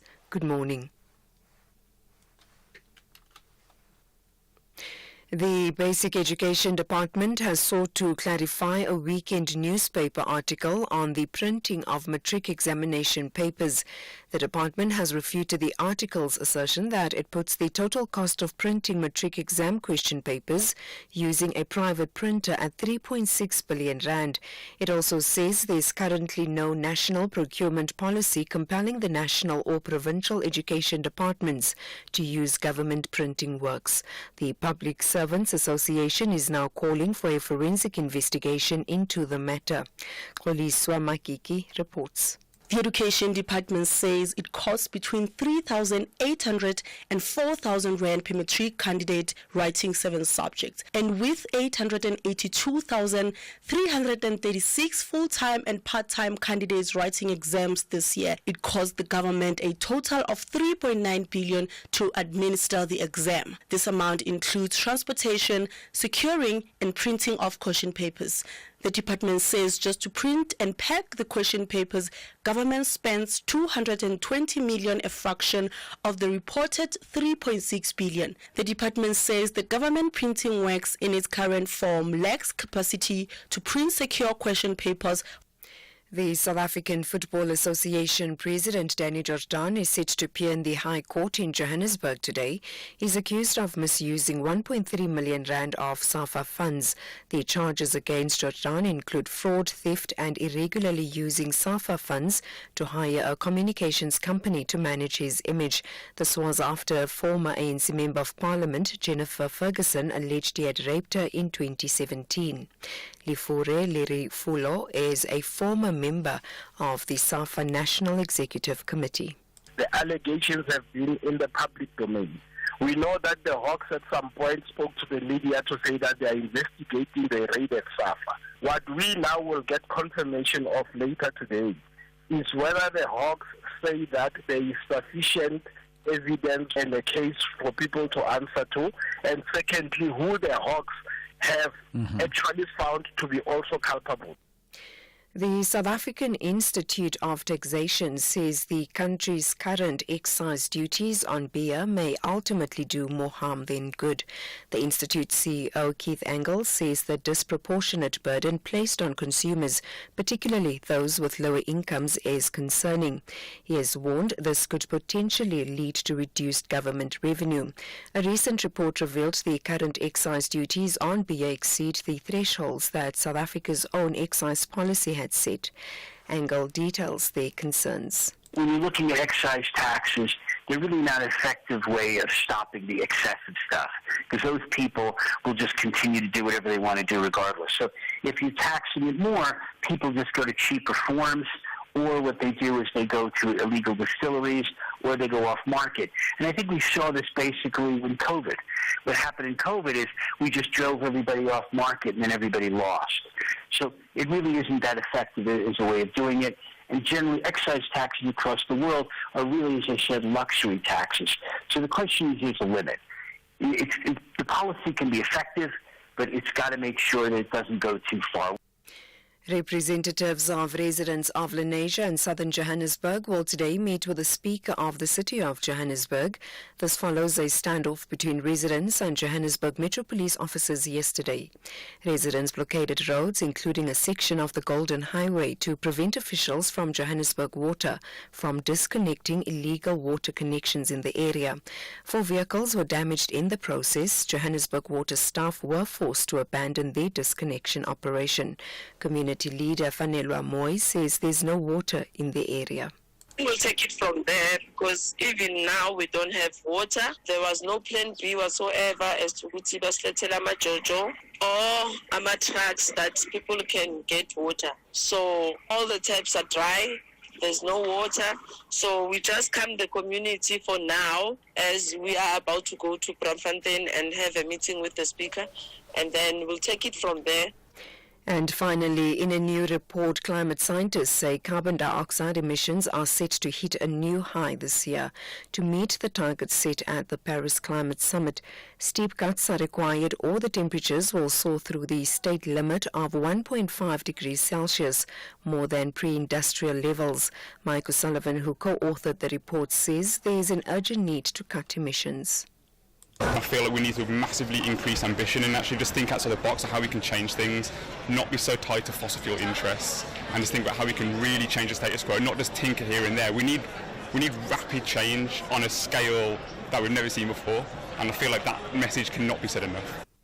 Recapping the top story, the Basic Education Department has sought to clarify a weekend newspaper article on the printing of matric examination papers. The department has refuted the article's assertion that puts the total cost of printing matric exam question papers using a private printer at 3.6 billion rand. For SAFM News, I am Anne Musa. And that's the news for this hour. Theft, accident and 1 million rand liability cover, all covered by Outsurance Essential. Get a quote today, SMS CAR to 43187.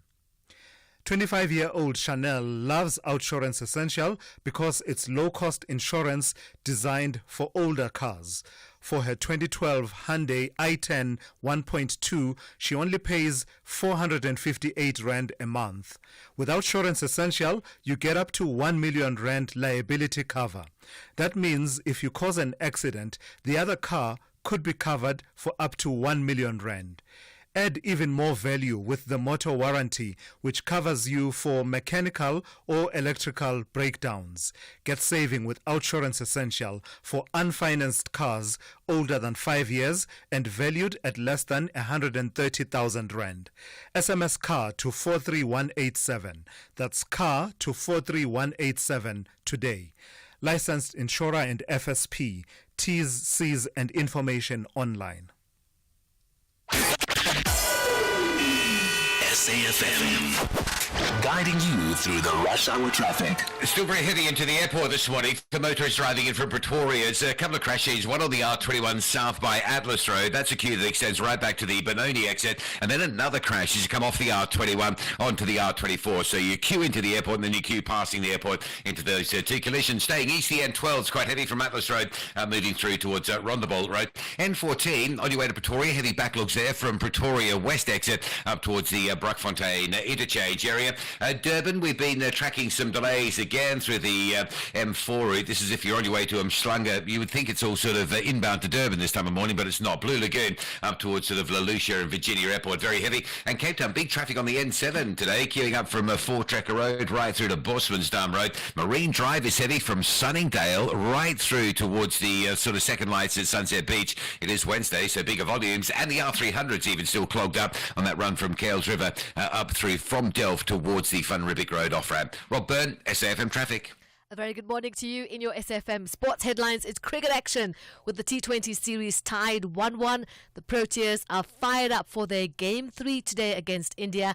And in soccer news, Namibia are out of contention for AFCON. They're now switching their focus to the World Cup qualifiers. Details around 8:30.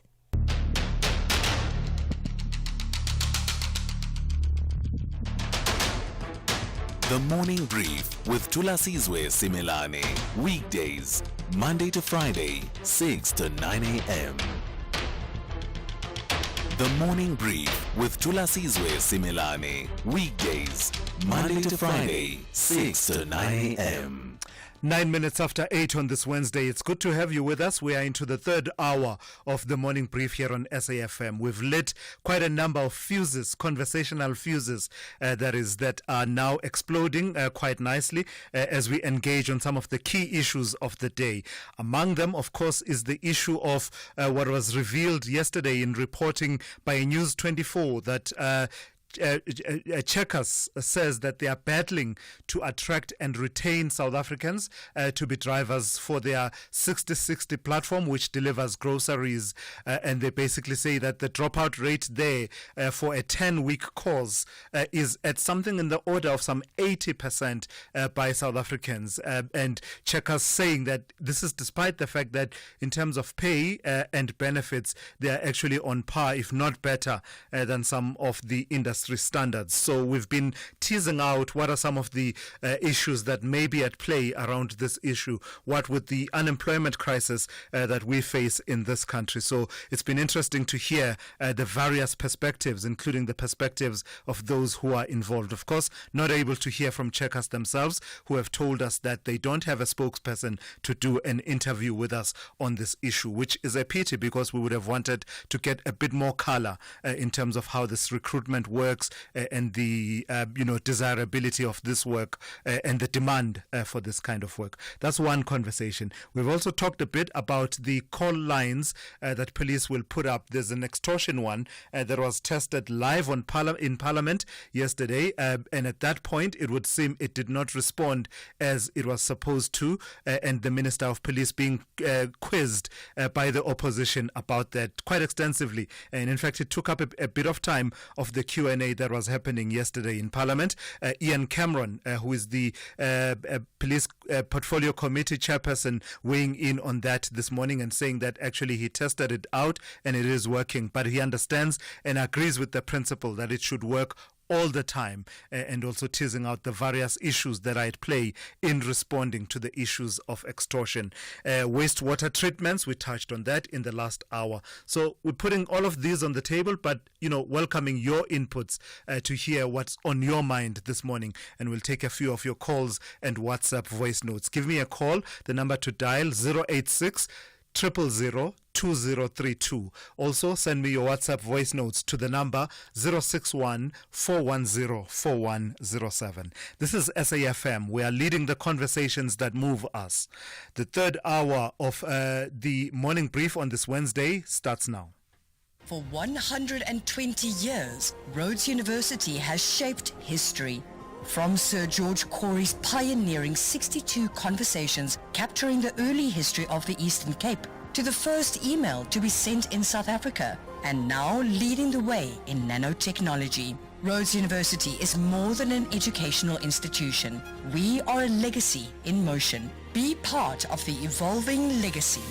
Rhodes University, where leaders learn. We've upgraded. Our new GIS-linked national address database lets us connect with you better than ever before. By visualizing licensed and unlicensed households nationwide, we can ensure timely communication. Our payment reminders are a crucial tool to help you stay compliant and avoid penalties, empowering you to take proactive steps. Efficient electronic communication helps us collect fees seamlessly, bolstering the SABC's mandate in line with Section 27 of the Broadcasting Act. TV licenses. Pay yours, make a difference. Real savings, real benefits. Here's what real clients say about Outsurance. Here's Amy. To anyone who has not reached out to Outsurance, what are you doing? Reach out today. Yusuf, 45 from Tegadal, pays just 700 Rand a month for his 2021 VW Polo. It just shows that Outsurance is top of the tops when it comes to insurers. SMS out to 30754 now. That's out to 30754. Outsurance is a licensed insurer and FSP. T's and C's online. The only talk radio morning breakfast show that makes sense. So the Morning Brief with Thulasizwe Simelane. Getting ahead of myself there. Let's put the Stats SA data that came out yesterday regarding employment under the spotlight. According to data released by Stats South Africa, South Africa's unemployment rate fell in the third quarter, declining some 1.4 percentage points to 32.1%. This was thanks to more jobs in construction, trade and community services. Let's take the conversation forward. I'm joined now by Nape Senong, who is the mobilizer strategist at Youth Capital, which is a campaign advocating for policy change to solve unemployment. Good morning to you, and thank you for your time. So the data is out, 1.4 percentage points takes us to some 32.1% unemployment on the official definition of unemployment. Does this even begin to make a dent on the bigger picture that we're dealing with? Thank you so much for having us on the show, and good morning to you as listeners. At Youth Capital, we do welcome the marginal. I say marginal because I don't think it's a great number. The marginal increase in the general unemployment statistics, but there are numbers that are concerning to us that came out yesterday, particularly around the rising, rate of young people that are in need, that are called need.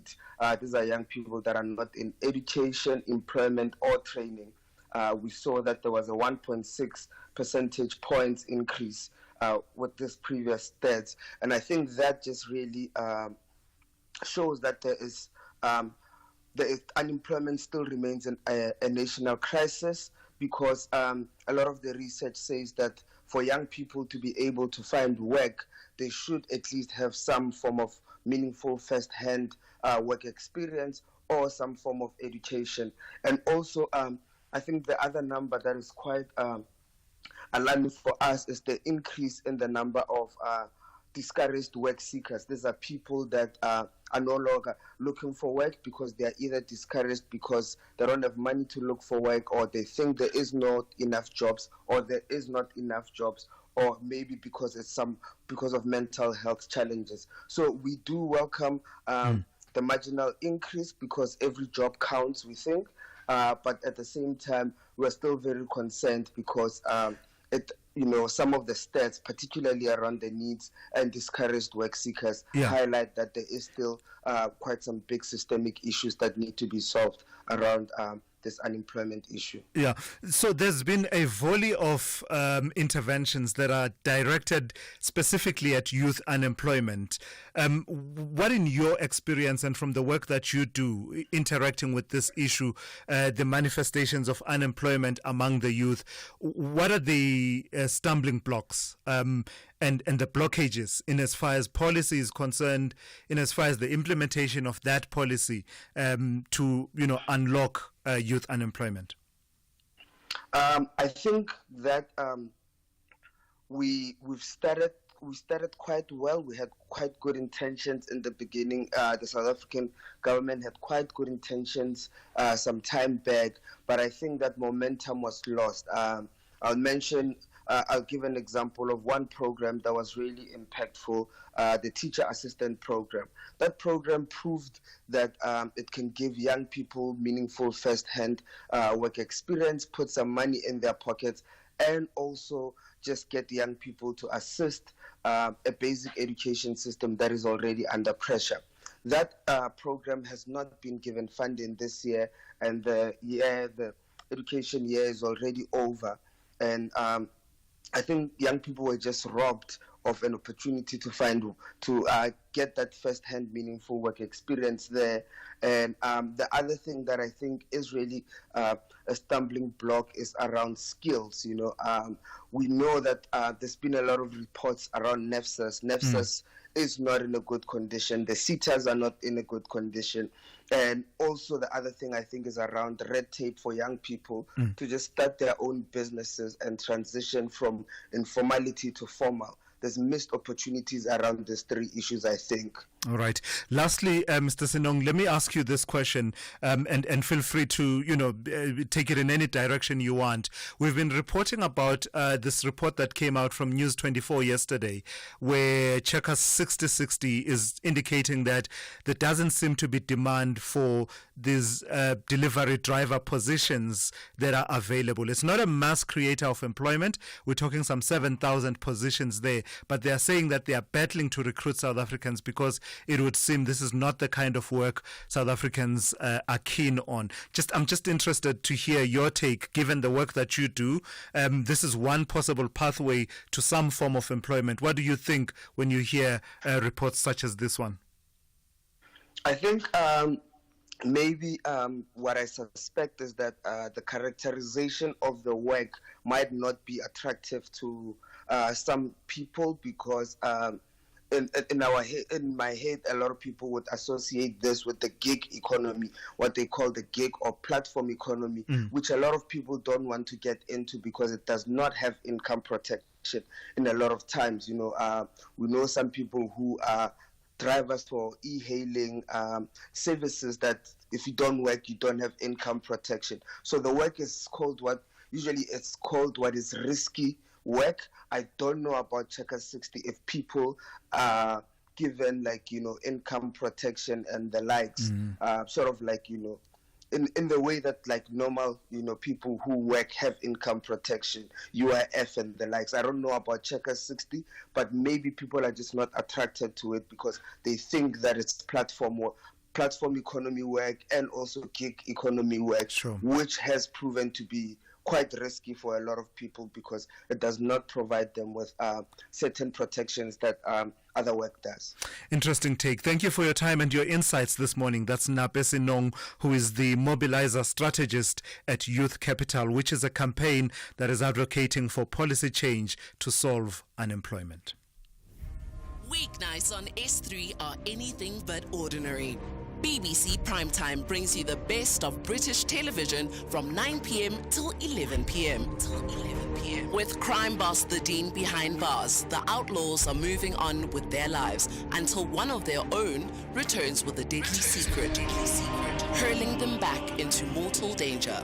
Outlaws Season 3, Fridays at 9 p.m.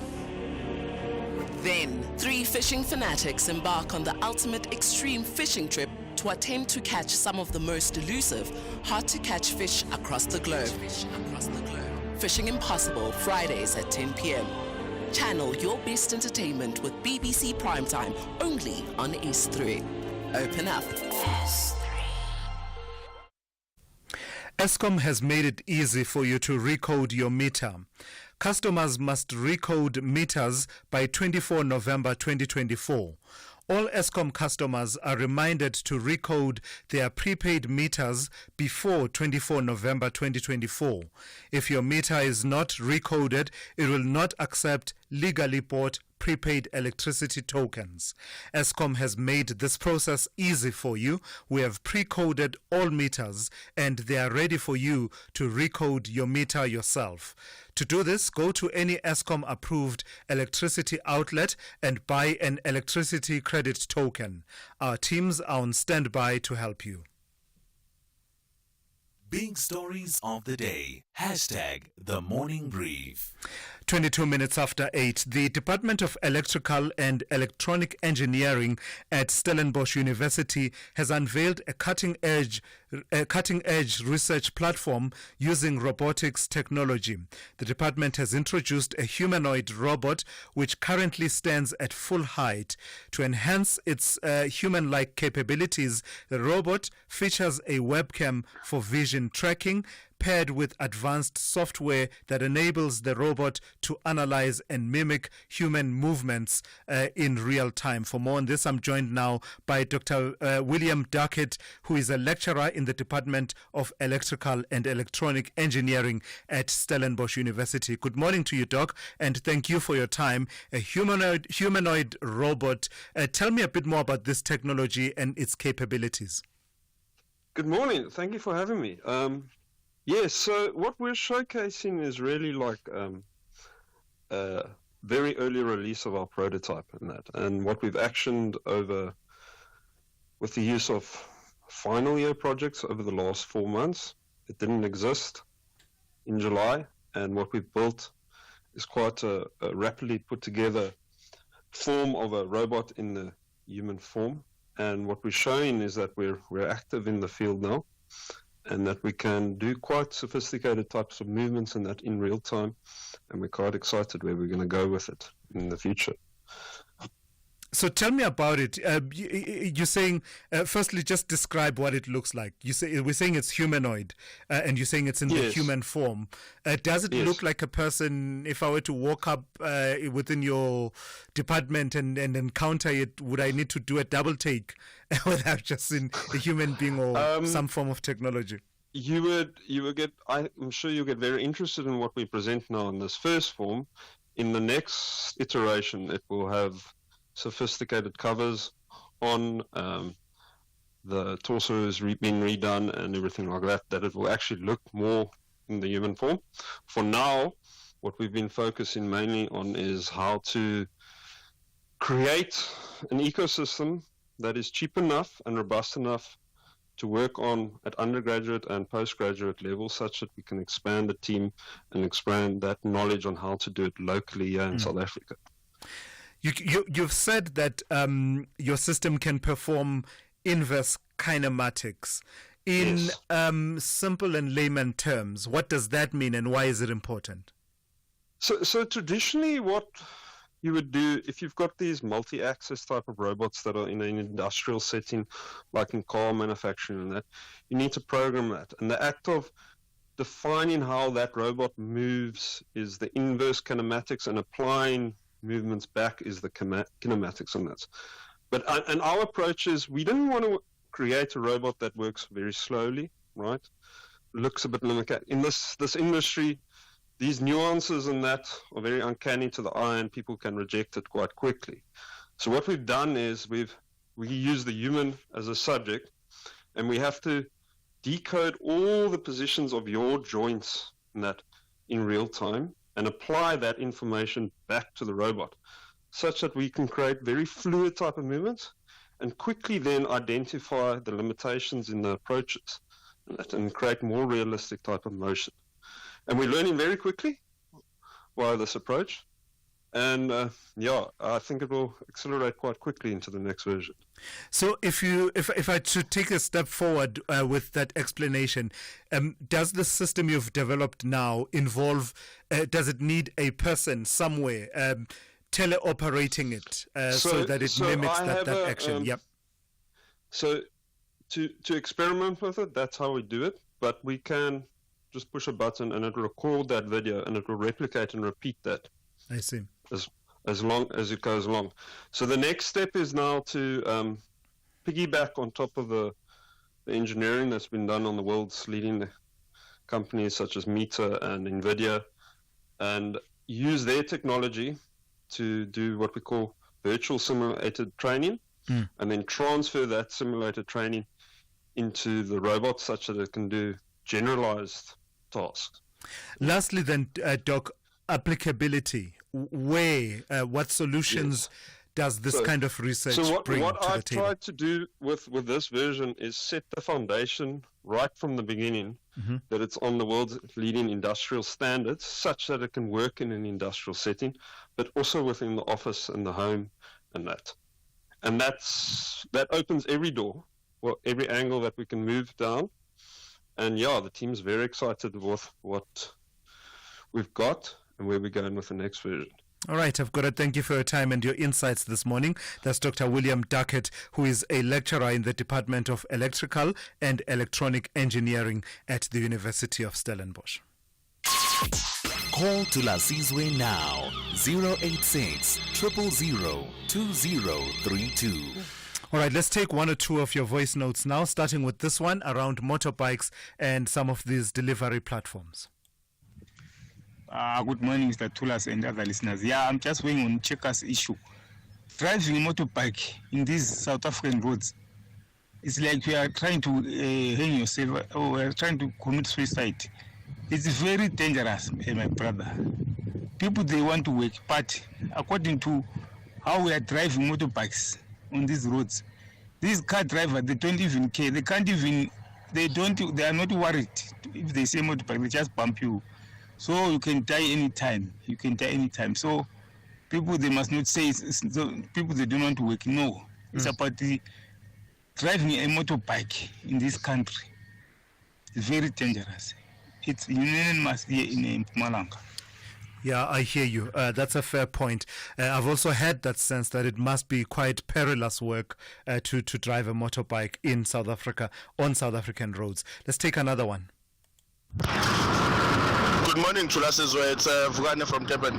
Thulasizwe, on this issue of 60-60, I wish you all could also check on Uber Eats and Takealot, and Mr. D as well. I know Mr. D is under Takealot.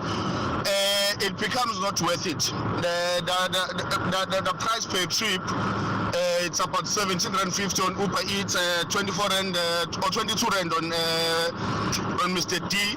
It becomes not worth it. The fuel is too much. The rental of the car is too much, or the bike is too much. Yeah, no, that's a fair point, and I think that's something that has come through quite a bit, that the overheads, because you are an independent contractor on these platforms, and you just have the tag that says, I deliver for Checkers 60-60, the overheads are quite high from what people inside the system are telling us. So nice and interesting insights that you are bringing to the fore there. At 8:30, let's check in with N. Musa now with the latest news headlines. Good morning. Thanks to us. In the headlines, residents of Kuma and Stilfontein in the northwest have resolved to go underground to get suspected illegal miners out. They are concerned about their health and say they fear that some of them could be dead as they don't have water and food. The South African Football Association President Danny Jordan has reportedly approached the High Court in Johannesburg to block his arrest. Jordan and two co-accused were scheduled to appear in the Palm Ridge Magistrates Court in Ekurhuleni today. And the Basic Education Department has sought to clarify a weekend newspaper article on the printing of matric examination papers. The department has refuted the article's assertion that puts the total cost of printing matric exam question papers using a private printer at 3.6 billion rand. I'll have details on these and other stories at 9. SAFM, guiding you through the rush hour traffic.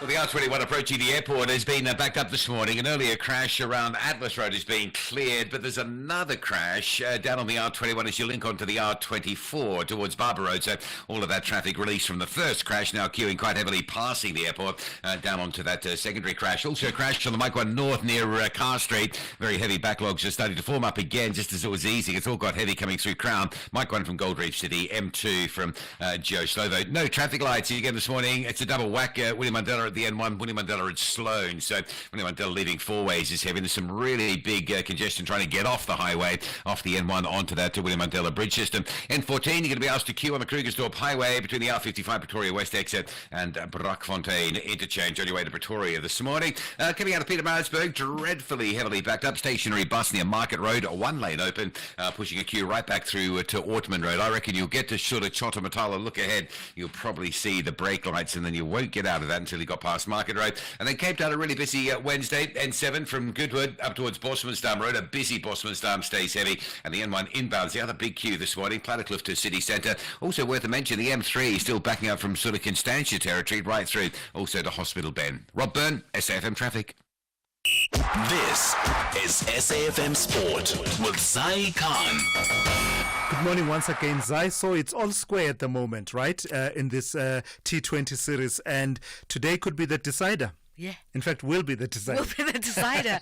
I think that the Proteas, they found their mojo in Gqeberha, and I think Centurion might just bring them some of that magic again. 5 p.m. is where it's all going down. This third T20, the Proteas taking on India. They had a tough loss in the first game. They bounced back in Gqeberha with a thrilling 3-wicket win, levelling the series. All-rounder Marco Jansen, fresh from injury, admits they needed to focus on winning the small battles, and it paid off.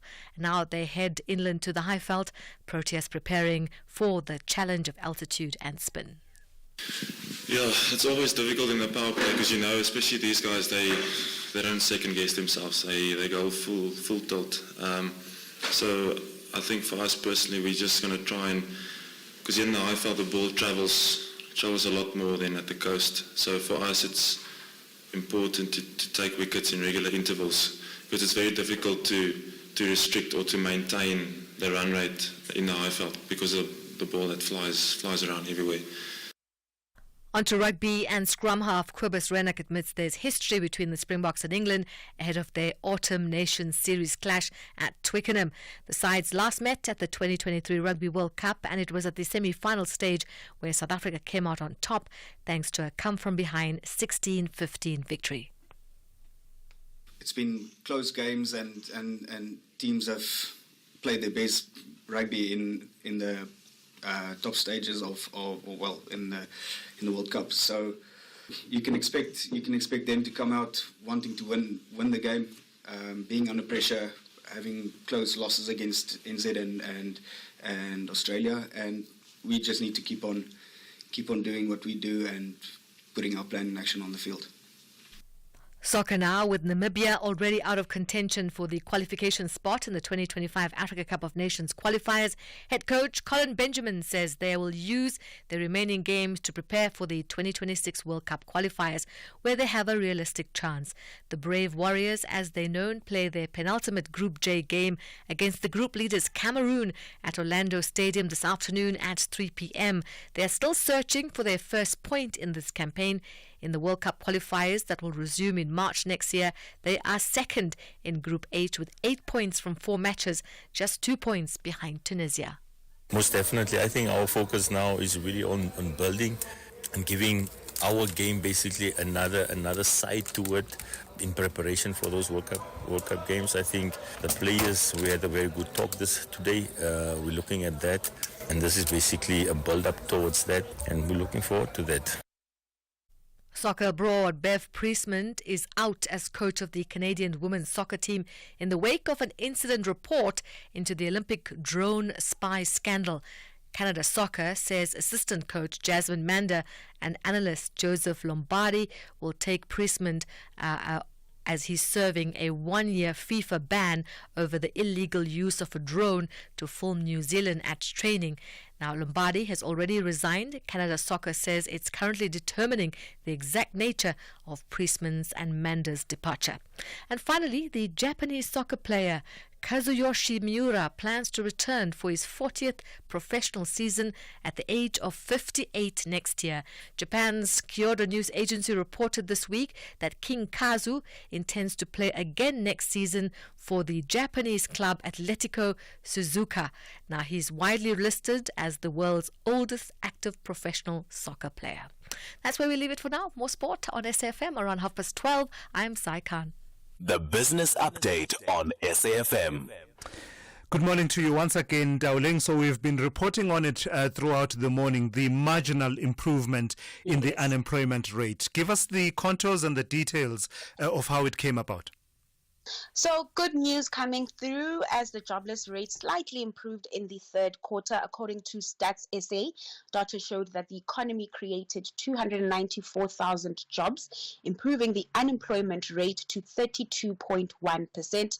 Now, the largest employment gains were recorded in community and social services, construction and trade, while the finance sector and private households shed jobs. Meanwhile, South Africa's youth continue to face challenges in the job market. Digging deeper into that report, about 3.5 million young people between the ages of 15 and 24, accounting for 34% of the total 10.3 million in this age group, are not employed, enrolled in education, nor receiving trading. And the unemployment rate among graduates has slightly increased, rising from 9.7% in the second quarter to 9.8% in the third quarter. On a provincial level, the Northwest holds a worrying record as the only province in South Africa where more adults are unemployed. The jobless rate in the province surging to 51.5%. Taking a closer look at the print, it's clear that we aren't out of the woods just yet, but there are signs of a recovery, and economists are positive about the job market moving forward, citing the better sentiment on the back of better electricity production and the formation of the GNU. And it says these will improve or encourage rather a broader increase in private sector fixed investment and job creation. Dowling, what's the latest around this issue of the Durban port and the attempts to get private sector involved there? There seems to be some litigation that's going on, and you're saying that it continues. That's right. Tensions really brewing on that front, with the Philippines-based International Container Terminal Services hitting back, challenging a recent High Court decision in KZN that stopped its operating contract for Pier 2 at the Durban Container Terminal, crucial for South Africa's trade and economy. Now, ICTSI had pledged to invest over 11 billion rand in the terminal upgrades as the preferred bidder for the 25-year joint venture with Transnet. But APM Terminals, a subsidiary of Maersk and the losing bidder, has legally challenged ICTSI's selection, questioning the validity of the bidding process. ICTSI finally speaking on this, with the chairman Marcus Aldebra claiming that Maersk is attempting to maintain its market dominance and stifle competition. ICTSI is confident in the fairness and transparency of the bidding process and has stated it will pursue all legal avenues to protect its interests. The Durban High Court initially interdicted the partnership in October, dealing a blow to both ICTSI and Transnet. Analysts have also raised concerns over the ongoing legal proceedings, saying it threatens to delay the implementation of the private-public partnership, one that could boost the economy and help speed up that turnaround at Transnet. All right, lastly, Dowling, about 20 minutes to go before the resumption of trade. What kind of a Wednesday are we looking at here at home, but also elsewhere in the world? Well, local markets could be in for another day of red screens, extending yesterday's losses. On the company news front, property players Emira and Pula are out with numbers today, so traders will be waking up to that. And then on the currency front, the local unit hitting a 3-month low, following dollar strength. It's trading at 18.10 to the greenback. In Wall Street, investors are awaiting inflation numbers. Ahead of that print, U.S. futures are also in the red. And over in Asia, markets caught up in the global sell-off, with most stocks on track to end today in the negative territory. All right, thank you for that. That's Ndauleng Lechela. She's kept you updated on money matters, the economy, business, as well as the markets for the past 3 hours here on the Morning Brief. Our role must be to seek to build a better world. SAFM invites you to our annual public lecture delivered by former Minister Dr. Naledi Pandor. The theme for the lecture is 30 Years of South African Freedom, reimagining South Africa's democracy, achievements, challenges, and the road ahead in protecting our democratic gains. The lecture will take place on the 21st of November 2024 at the Birchwood Hotel and Conference Center. Secure your seat by emailing us at info@safm.co.za. Today, I'm part of seeking to build a better South Africa. SAFM, leading the conversations that move us. The Morning Brief with Thulasizwe Simelane. All right, let's take a few of your calls and voice notes now. Let me speak to Mo. Mo is in Benoni, and Mo, you want to talk to me about delivery companies, and you tell me you work for one of them. Good morning. Good morning, Tula. Yes, man, that's true. So we're managing a fleet of about 47 of these delivery bikes. Mm-hmm. So they operate within the space of Checkers and in the space of Uber Eats. So of the 47 companies, bikes that we're managing, only one is South African. Only one that drives one of those bikes is South African. The 46 are Burundian, they come from Africa. So I heard one of the callers saying that there's issues with the road. I mean, all the excuses that they are giving are null and void. I'm a South African and I see this thing play in my very eyes. These guys, they make about 4,000 a week. On Checkers, they make about 7,000. That's a lot of money as far as I'm concerned. I'm talking about per week. So any excuses that anybody will give you and say that diesel is expensive, the petrol is expensive, those excuses are null and void. You can account for all of these things if you are willing to work. All you have to do is just that you need to be willing to work, have a bike, have the right container, have the right bag on it. All the other excuses that they are giving you are null and void. Sure. I can say it's by choice that South Africans are not in this space. So because I can tell you, all those concerns about overheads being high, people needing to rent the bike from people such as yourself, and then at the same time the trip rates are not what they should be, and the risks involved. You are saying that the earnings from your experience more than compensate for all of that? So I can give you from a factual perspective, because we make our payments on Tuesday, which is yesterday. So the rental of a bike ranges between 600 to, let's say, 850, depending on the type of a bike that you're riding. So if a person has made 3,900 and your rental is 700, you're still left with 3,100. You can spend about maximum 1,000 on your fuel. You're still left with about 2,000 something, and that is per week. That gives you about 8,000 a month. Now, I mean, if in South Africa where we are happy to get 350, imagine getting 8,000. And you know it's yours. It's your own money. So I'm saying those excuses don't work at all. And I mean, at Checker 61, there's one guy that left us, because when you get to Checker 61, you become like an employee. So on Uber Fleet, you kind of like self-employed. On Checkers, you kind of like work for Checkers, because they've got their own standards in terms of service, their level of service. All right. So those guys make about 7,000 there. All right. I don't know how many excuses can we have. Yes. Yeah. All right, Mo. Thank you for that. Thanks. Interesting perspective there from Mo. First-hand experience with the system there. Let's take one or two voice notes before we continue with the calls. Good morning, Thulasizwe and SFM listeners. Thulasizwe, on the issue of Checkers you touched. You see, this thing, it's very, very, very exploitative, Thulas. It seems like this Uber Eats, this Mr. D, food delivery. People should ask those guys when they come to deliver for them the conditions they are working, and they don't have any representative, you see. And it's very exploitative. That is why you see Tulas, it's dominated by foreign nationals, because foreign nationals have got nowhere to cry and nowhere to report. That's all what I can say. That's why you see South Africans are leaving it. It's because it's very exploitative. Thanks, James Johannesburg. Hey, Thulasizwe. Food delivery is a foreigner's job. That's their job. They come from wherever they come from to do those kind of jobs, to provide a service to us. And in my family, I will tell you, no one wants to ride a scooter and be blown by the wind and be blown and be wet and be rained on.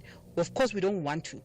And whoever is starting this conversation must give us a list of South Africans who've got license for scooters. Please, man, asifuna ukushaya umoya silibele sinethwa imvula. Sifuna umsebenzi wamampela thina. And we want to be bosses and earn real money. Thanks. All right, I take that point that you make. I don't know. I do hope that the attitudes are quite different, and I do hope you're joking at some level, because when we're faced with the unemployment situation we're facing now, I would say that choice is not really something that we have under the circumstances. But I hear the point that you are making. Let me take a few calls on that issue. Let me speak to Magdalene in Bloemfontein. Good morning to you, Magdalene, on the issue of checkers. Short and sharp for me, please. Morning, Thulasizwe. Thulasizwe, when you talk about this thing, it's the same as you are talking about the poison in the food for us. Let me tell you, I've been into this office in Bloemfontein, RTT office in Mandela Drive. I introduced a lot of South Africans who are having a learners, because the criteria is only a learners of driver's license and to become and being a ID and what is that address, confirmation of address. Yes. We did that. This lady is only interested in the foreign nationals, to be honest with you. I even want to take it up with the Department of Small Business to hear from them, because this thing was created to close the gap of the unemployment to the South Africans. It was done in 2021. So why is this lady doing this to us, the South Africans? Really, the applications are there, but she ignores them. Okay. Deliberately so. Really, this is not right. This is not right. Thank you for that, Magdalene, bringing in another dimension to the conversation. Semi in Pretoria, good morning. Also on checkers. Yeah, good morning, Thulasizwe.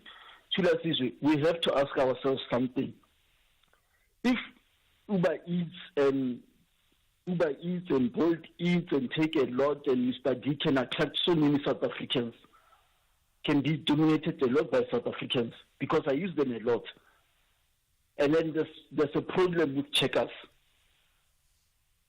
with South Africans complaining about checkers. Why is it that South Africans are complaining about checkers and they're not complaining about other companies? Are you saying the other delivery platforms are dominated by South Africans?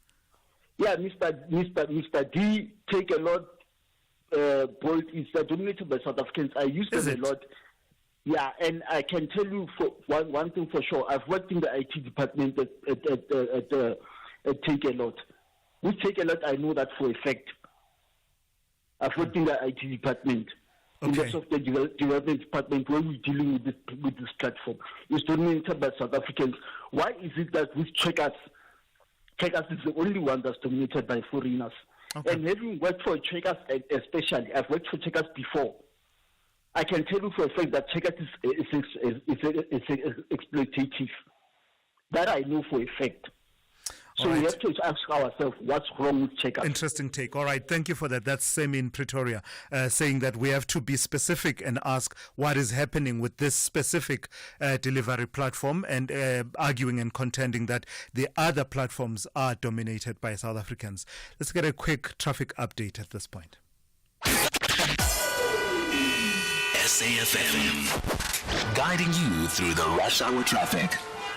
Yeah, here's the big ones that you need to know about. A crash on the Mike 1 North in Joburg, just up by Carr Street. So that's keeping real pressure going through Crown. The Mike 1 coming through from Gold Reef City. The M2's back to Benrose. So way back past Joe Slovo. You might want to avoid a trip through the Crown to avoid heaviness.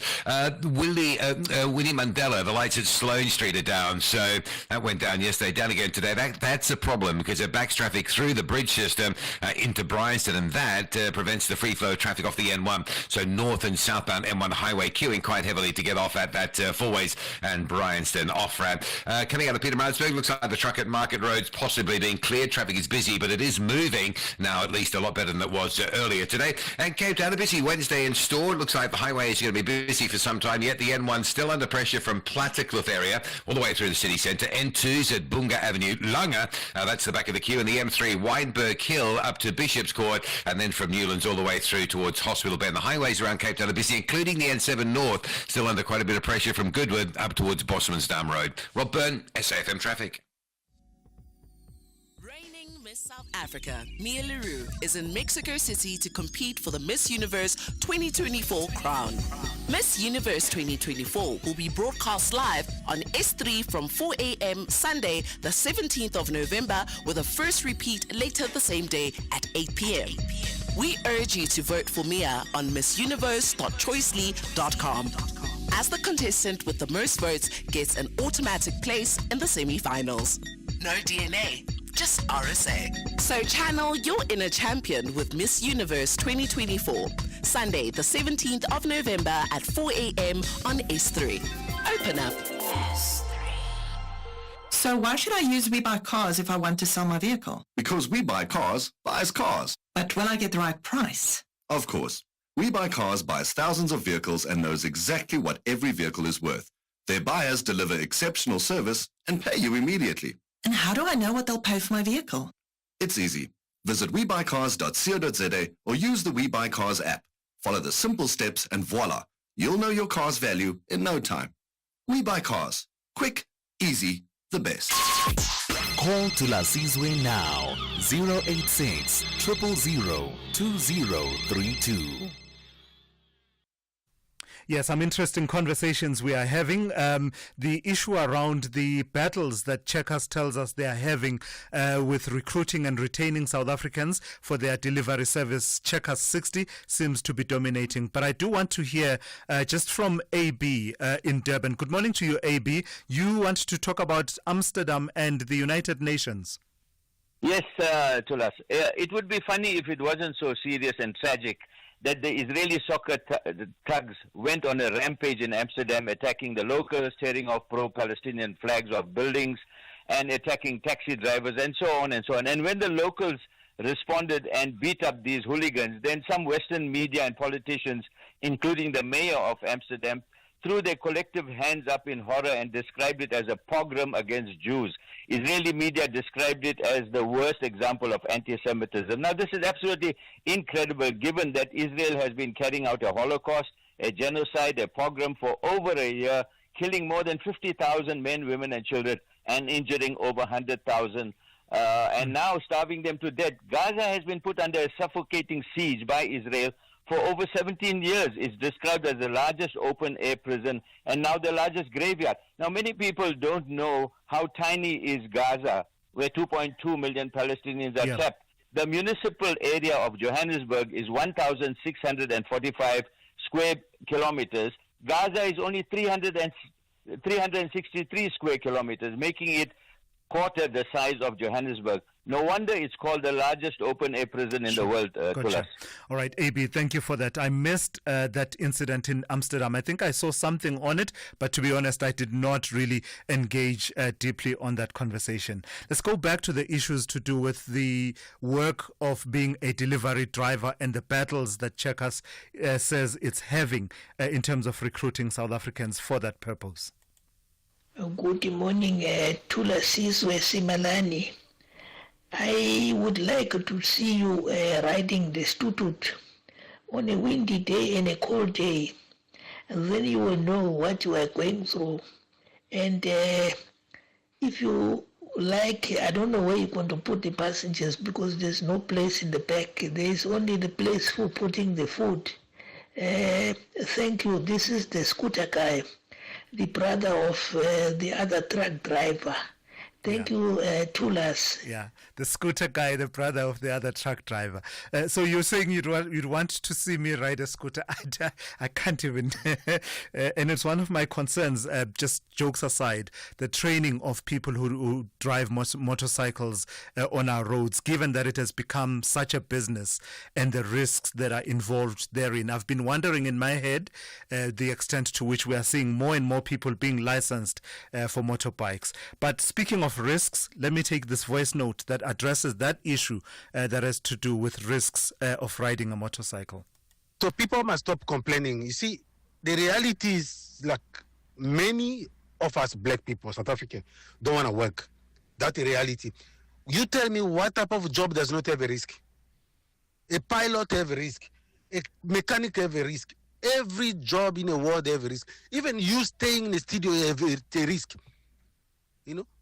In South Africa, the risk is everywhere. What type of job you do not have a risk? No, people must stop saying that. Stop complaining. Foreigner this, foreigner that, foreigner taking this and that. The opportunity is there. People don't want to take it. So when other people taking, they're making their living, and we become jealous. That's the point of the matter. People don't want to work it. They don't want to take a risk. That's the problem.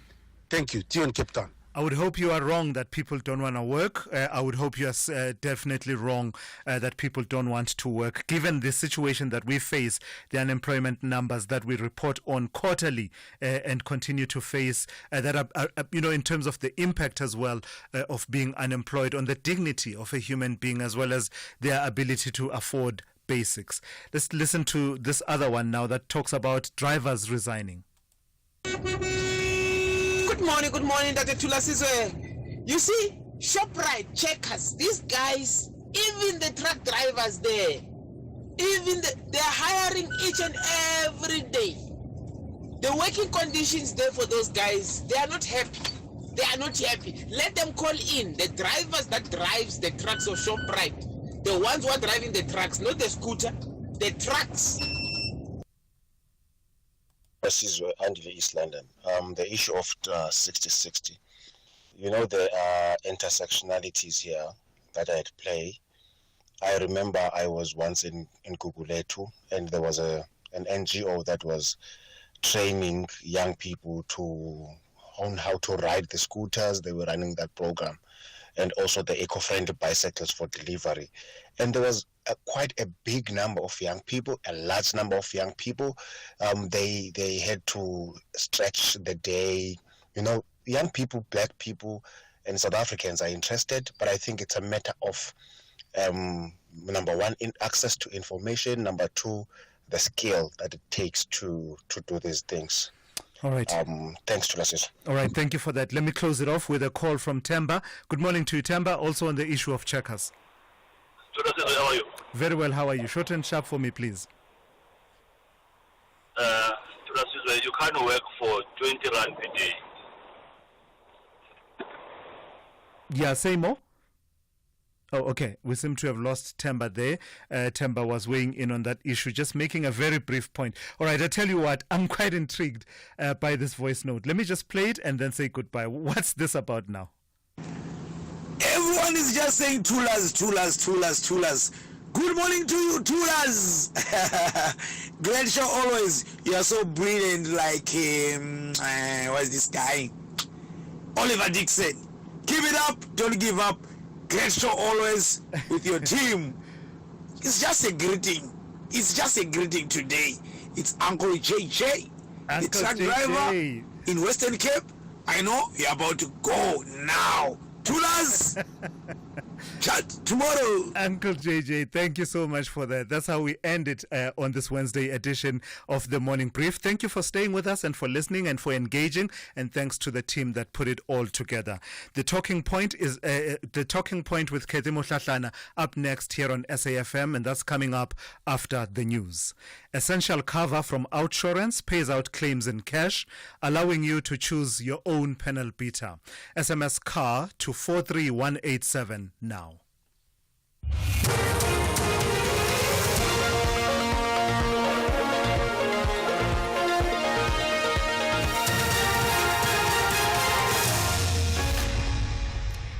In our top stories, Kuma and Stilfontein residents worried about illegal miners, and Basic Education Department clarifies exam printing costs. Good morning.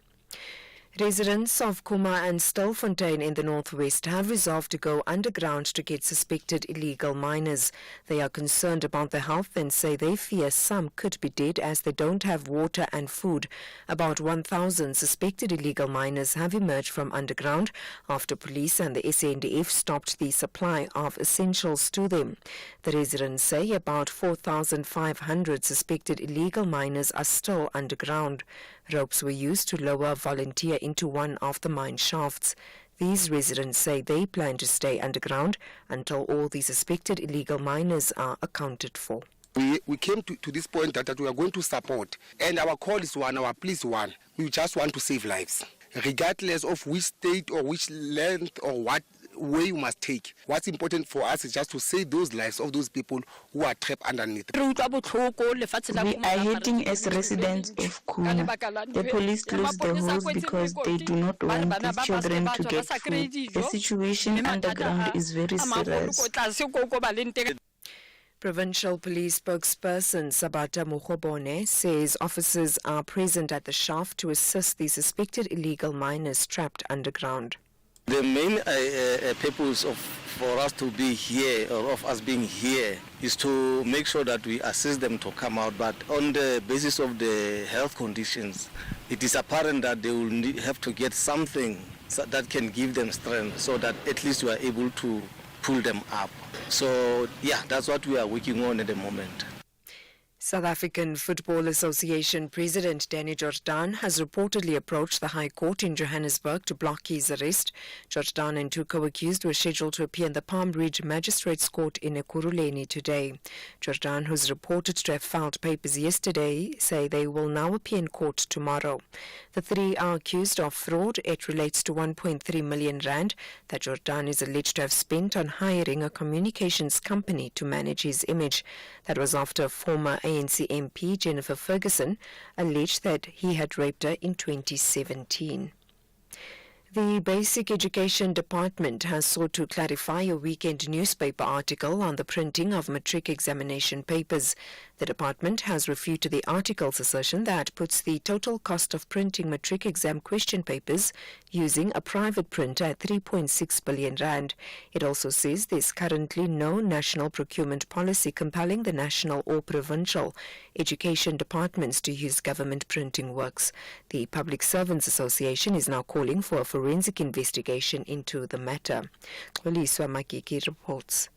The Education Department says it costs between 3,800 and 4,000 rand per matric candidate writing 7 subjects, and with 882,336 full-time and part-time candidates writing exams this year, it cost the government a total of 3.9 billion to administer the exam. This amount includes transportation, securing and printing of question papers. The department says just to print and pack the question papers, government spends 220 million, a fraction of the reported 3.6 billion. The department says the government printing works in its current form lacks capacity to print secure question papers. And finally, United Nations monitors say Israeli construction work in the demilitarized buffer zone between Israel and Syria represents a severe violation of the ceasefire agreement. Israel has disputed this, saying these are defensive operations on its territory. The BBC's Lucy Williamson has the details. Satellite footage shows new trenches and earthworks appearing along large stretches of the frontier over the past few months. Most of it appears to lie outside the buffer zone, but the UN says some of the trenches have crossed into the demilitarized area and that Israeli forces have too, describing these as severe violations with the potential to increase tensions. The UN says it has repeatedly protested to the Israeli military. But Israel's army spokesman, Nadav Shoshani, told the BBC that the trenches were to protect against infiltration and did not break the ceasefire agreement. Recapping the top story, residents of Kuma and Stilfontein in the northwest have resolved to go underground to get suspected illegal miners. They are concerned about the health and say they fear some could be dead as they don't have water and food. For SFM News, I am Anne Musa. South Africa and India will produce hot performances as they both want to triumph during their third T20 contest. The visitors want victory to ensure a joyful tour, but hosts Mzansi refuse to fold their arms. What a summer without cricket! Catch the heated third T20 international action between South Africa and India on Wednesday 13 November at 4:30 p.m. live on SABC3 and 4 p.m. on Radio 2000. With reports on various SABC radio stations. Also available at your fingertips on SABC Plus. Proudly brought to you by SABC Sport. For the love of the game. So why should I use We Buy Cars if I want to sell my vehicle? Because We Buy Cars buys cars. But will I get the right price? Of course. We Buy Cars buys thousands of vehicles and knows exactly what every vehicle is worth. Their buyers deliver exceptional service and pay you immediately. And how do I know what they'll pay for my vehicle? It's easy. Visit webuycars.co.za or use the We Buy Cars app. Follow the simple steps and voila, you'll know your car's value in no time. We Buy Cars. Quick, easy, the best. Our role must be to seek to build a better world. SAFM invites you to our annual public lecture, delivered by former Minister Dr. Naledi Pandor. The theme for the lecture is 30 Years of South African Freedom. Reimagining South Africa's democracy, achievements, challenges, and the road ahead in protecting our democratic gains. The lecture will take place on the 21st of November 2024 at the Birchwood Hotel and Conference Center. Secure your seat by emailing us at info@safm.co.za. Today, I'm part of seeking to build a better South Africa. SAFM, leading the conversations that move us. And that's the news for this hour. Theft, accident and 1 million rand liability cover, all covered by Outsurance Essential. Get a code today. SMS car to 43187. SAFM supports and works tirelessly towards equity and equality for those living with disabilities. Empowerment is key. Let us break the barriers and improve the quality of life for those living with disabilities. 47-year-old Abner Jones loves Outsurance Essential because it's low-cost insurance made for older cars. For his 2006 Opel Corsa Utility 1.4, he only pays $253 a month. With Outsurance Essential, accident claims are paid in cash, so you can choose the panel beater that you want to use. Top this up with the motor warranty, which covers you for mechanical or electrical breakdowns. Get saving with Outsurance Essential for unfinanced cars older than 5 years and valued at less than 130,000 rand. SMS car to 43187. That's car to 43187 today. Licensed insurance, FSP, T's and C's and information online. The Talking Point on SAFM. Weekdays, 9 a.m. till midday.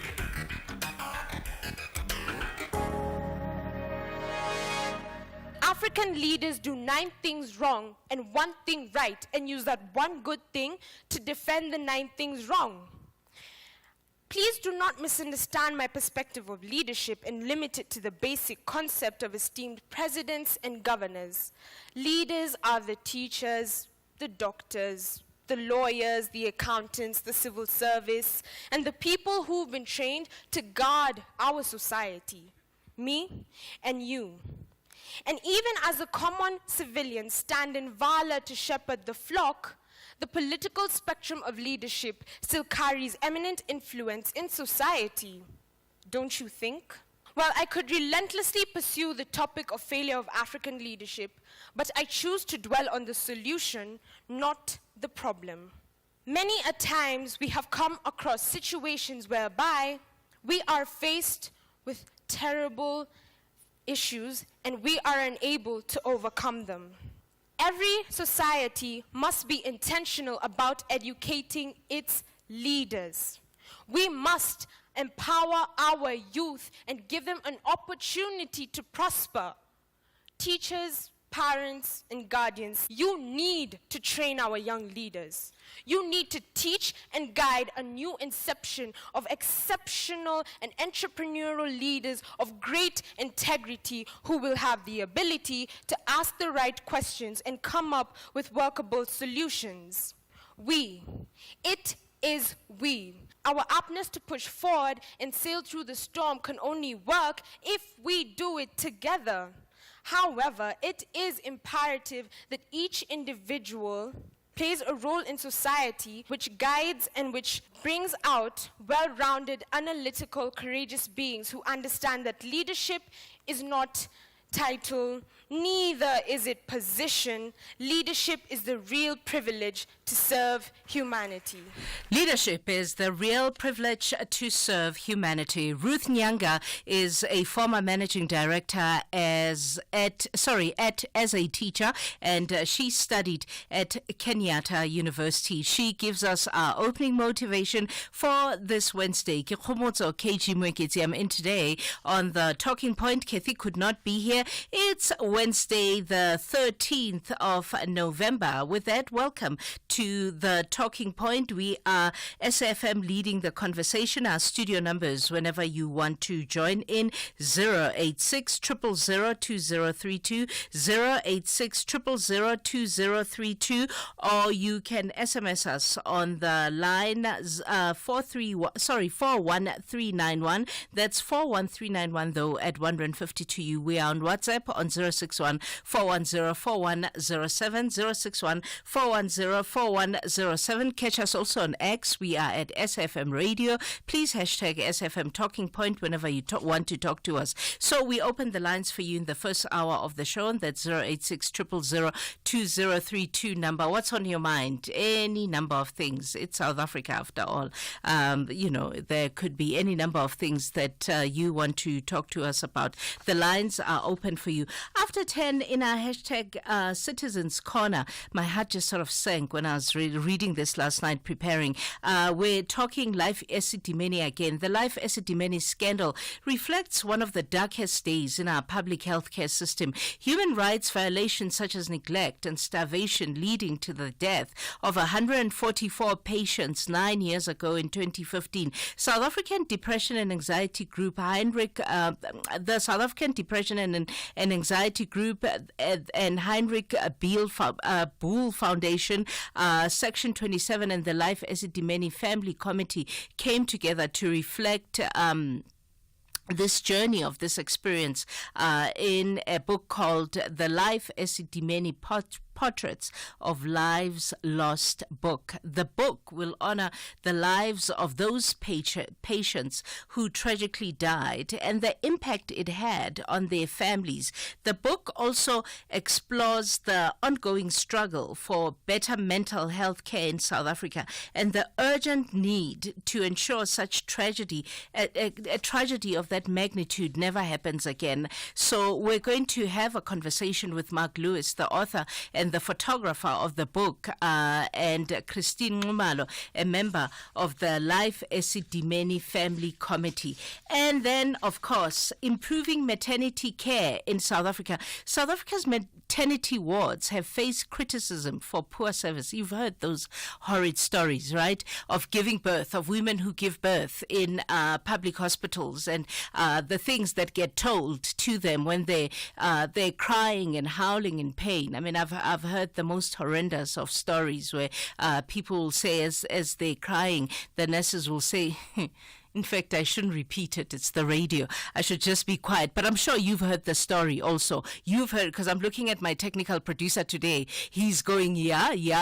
He's heard the story as well. The country's maternal death rate is also appalling at 133 deaths per 100,000 births, with an uneven care quality and access. So to tackle this, the National Department of Health has introduced new guidelines, updating previous versions that exist existed since 2015, and these guidelines focus on standardized care, respectful treatment, because really you deserve respect. When you're in that kind of pain, you deserve respect. You don't deserve the humiliation that some women, simply because they don't have the kind of money you need to go to private health care, that some women get when they're in private health care. You get informed consent and better communication. So maternity nurses are crucial in communities providing vital care during pregnancy, childbirth, and postnatal periods. Their expertise directly affects mothers and babies' health. Good care during pregnancy and childbirth is vital for healthy outcomes, and the guidelines emphasize better support before and after birth and quick response to complications that women may experience when they're in labor. And the guidelines also take into consideration the training healthcare workers with empathy, addressing systematic challenges and resource allocation, and ensuring respectful care. I can't emphasize this enough. The fact that you don't have money does not mean that when you're going to have a baby and you're in distress and you're going through pain, you deserve to be humiliated simply because you're in public health care. So we're going to have a conversation around these guidelines and how the importance of the strengthening of the healthcare worker issue and ensuring that there's respectful and dignified treatment for women who are going to give birth. We're going to have a conversation, though. What fascinates me is we're talking to a man, though, but it's fine. We're talking to Mr. Ellen Smokaba, Director of Maternal and Neonatal Health, about it. And then we close the show with the book reading with Wiseman Guthrie. What's on your mind? I mean, miners stuck in the ground again. Here we go again. What else is on your mind, right? I saw the page, the new page of, I think the page is called Vote MK Party, or I think something like that. It was tweeting a lot yesterday, right? And I could tell it's Floyd's words. I mean, Floyd is sharp, right? Floyd is so sharp. He's a brilliant mind. You can tell it's him who was tweeting, about. He used a lot of Julius examples and Julius videos in the tweets, and I kept on thinking, yeah, great ideas, that you sell, but we're a nation of people that we're not short of ideas. That's not our challenge. Ideas, they're written in the best books. We have some of the great minds, right? People talk, ad nauseum about the policies of the ANC that have been written that are brilliant. Ideas is not where we struggle. That's not our struggle. Ideas. The conveyor belt of delivery is where we struggle. So that's what I was watching, and of course, there's the little parts where the people from the organization he just left say, stop doing whatever, but I don't have time for that. But I want to hear what is on your mind. On 086 000 2032, 086 000 2032. So I go to break and then I come back with your calls. Specsavers now looks after your hearing as well as your vision with Specsavers Audiology.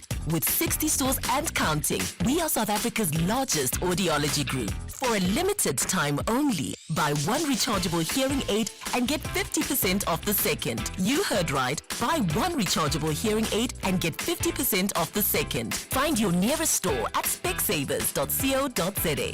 Specsavers Audiology. Test your hearing and join the conversation. T's and C's apply. Whew, what a day. Time for that face mask. Leave the face mask on for 2 minutes. 2 minutes? That's not even enough time for it to work. I can't even send an email in 2 minutes or make a cup of coffee. With Santam, 2 minutes is enough to insure your car online. When you're fully protected with the expert insurer, you're free to live in the moment, not in the worry. Santam. This is freedom. Santam is an authorized FSP, a licensed non-life insurer and controlling company for its group companies.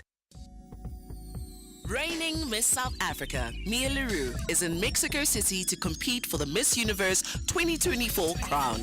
Miss Universe 2024 will be broadcast live on S3 from 4 a.m. Sunday, the 17th of November, with a first repeat later the same day at 8 p.m. We urge you to vote for Mia on missuniverse.choicely.com. As the contestant with the most votes gets an automatic place in the semi-finals.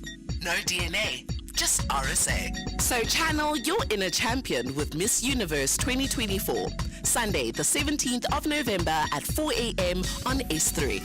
Open up. Across South Africa, online and on radio. SAFM, let's talk. Let's talk indeed at 21 past 9 on 086 000 2032, 086 000 2032. In Cape Town, we've got you, Takata. You want to talk the Stilfontein miners. Good morning. Good morning, KG. Thanks very much. KG, you see this thing of the Stilfontein, I don't know why maybe our government is not maybe giving someone a license to still run these mines if there's still something that they can dig there, because this is the one that is leading to these illegal miners. Because seemingly when a KG there is something underground that can be still used. There's a lot of unemployment. I so wish the government is noticing this thing so that even if maybe there is legally underground, maybe they can use maybe a sub-mine or something like that, because I know there is a cost when it comes to the licensing of these mines. No, definitely. It's terrifying that that many number of people end up stuck underground. Thank you for your call, Takatayo. Yeah. Nhlanhla, in KZN. Hi, Nhlanhla. Sister Katie, good morning. What's our shake? Hayi ngikisa wena with your love. Ngithini?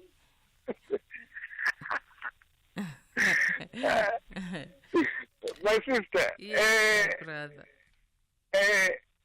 In the past couple of days, I've been having a problem with trying to get through. With what? To get through on SAPC and express myself. Or on the issue of SAPC funding bill. Oh, yes. Yes, my sister. 2 times. Uh-huh. And I do not understand why. Why? Because the fact is we need to express ourselves. Exercise freedom of speech. Yeah, but Pella, get to it. You're here now. You are on the line. You express yourself. Yes, my sister. I will pass on the issue of funding. Quoting on Richard Collins. On SABC and South African Media Policy Debates of 1990, written by Professor Eric Lowe. On chapter 5, we get to articulate the issue of funding. And the problem is this debate was between the ANC and the National Party, of which is the DA in today. Mm-hmm. And at the heart of it, can you summarize what was at the heart of that chapter? That chapter 5. Yes. I'm going to read on the issue of funding. Read? Yeah. Funding for all services will be drawn from 2 sources: advertising and government budgets. Both national and regional government structures will be authorized to fund broadcasting. All services will receive national funding, which will be allocated following 2 principles. Proportion of funding will be allocated to broadcasters in proportion to the number of potential viewers located in the reception areas, and a further proportion will be allocated in proportion to the both the ratings and the appreciation indices achieved by the broadcasters for the particular program service. Mm-hmm. It's a long thing, my sister. Mm-hmm. So ANC and the DA, they mustn't come up. So with basically, he's saying funding should be allocated in proportion to the number of viewers and or listeners that the broadcaster generates. Yes. Okay. Okay, but also you do know that those things were written at the time when things like streaming and the evolution of media and the fourth industrial revolution had not happened. Because right now there's the way in which media operates has drastically shifted completely.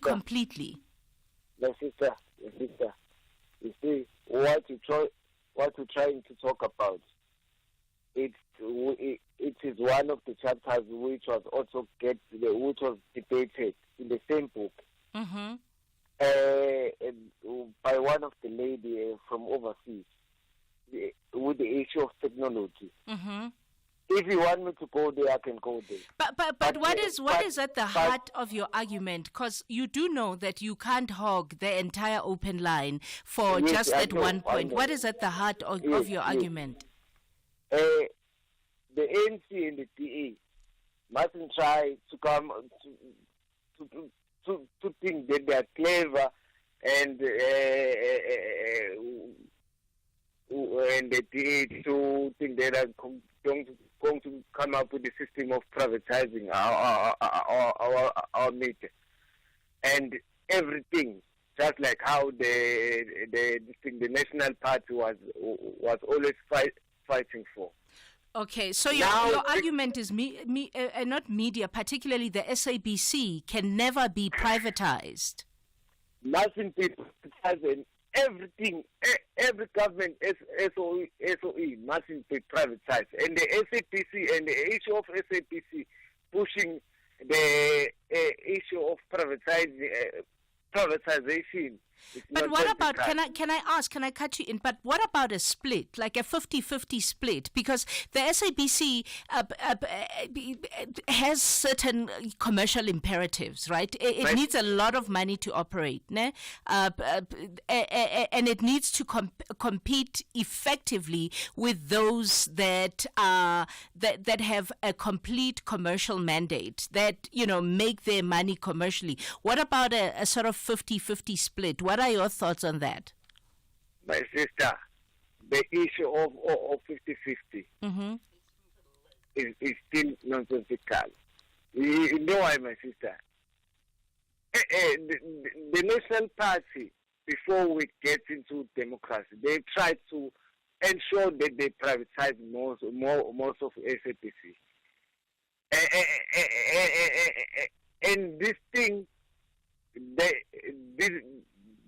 these tactics they are trying to implement now, with the same tactics that the ANC fought for, and then their media charter was vouched as the number one media charter, and then. But can I ask, Nhlanhla, because we've got now 30 seconds. Can I ask, is it sustainable? Can government afford to keep bailing out its state-owned entities? Can it? That I'm just asking, because I'll just ask. Firstly, the issue of bailing out is because we've been putting incompetent people to run SOEs so that they can be seen as not willing to run like private sectors. So the whole intention of privatization will come as an overrule motion. Okay, I have to let you go though. I think you've taken time to drive your point home, but I think hopefully your point has been driven home. Thanks, Nhlanhla. It's 9:30 and Musa is standing by.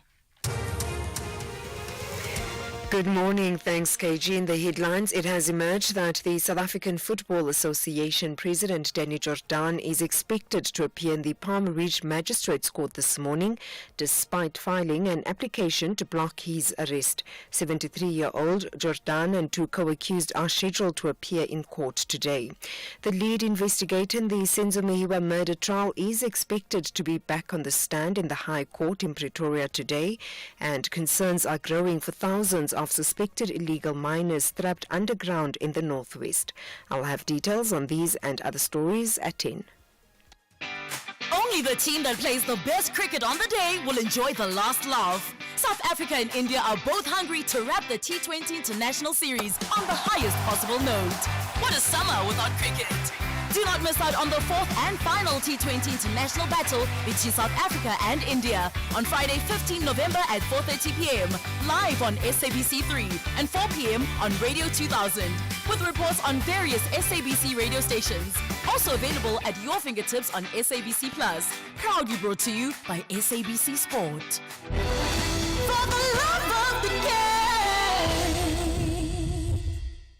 If you think you cannot afford a lawyer, think again. Clientele Legal has made professional legal services affordable for you. Whether it's a civil, criminal, or labor-related matter, we have a nationwide panel of attorneys standing by to assist you.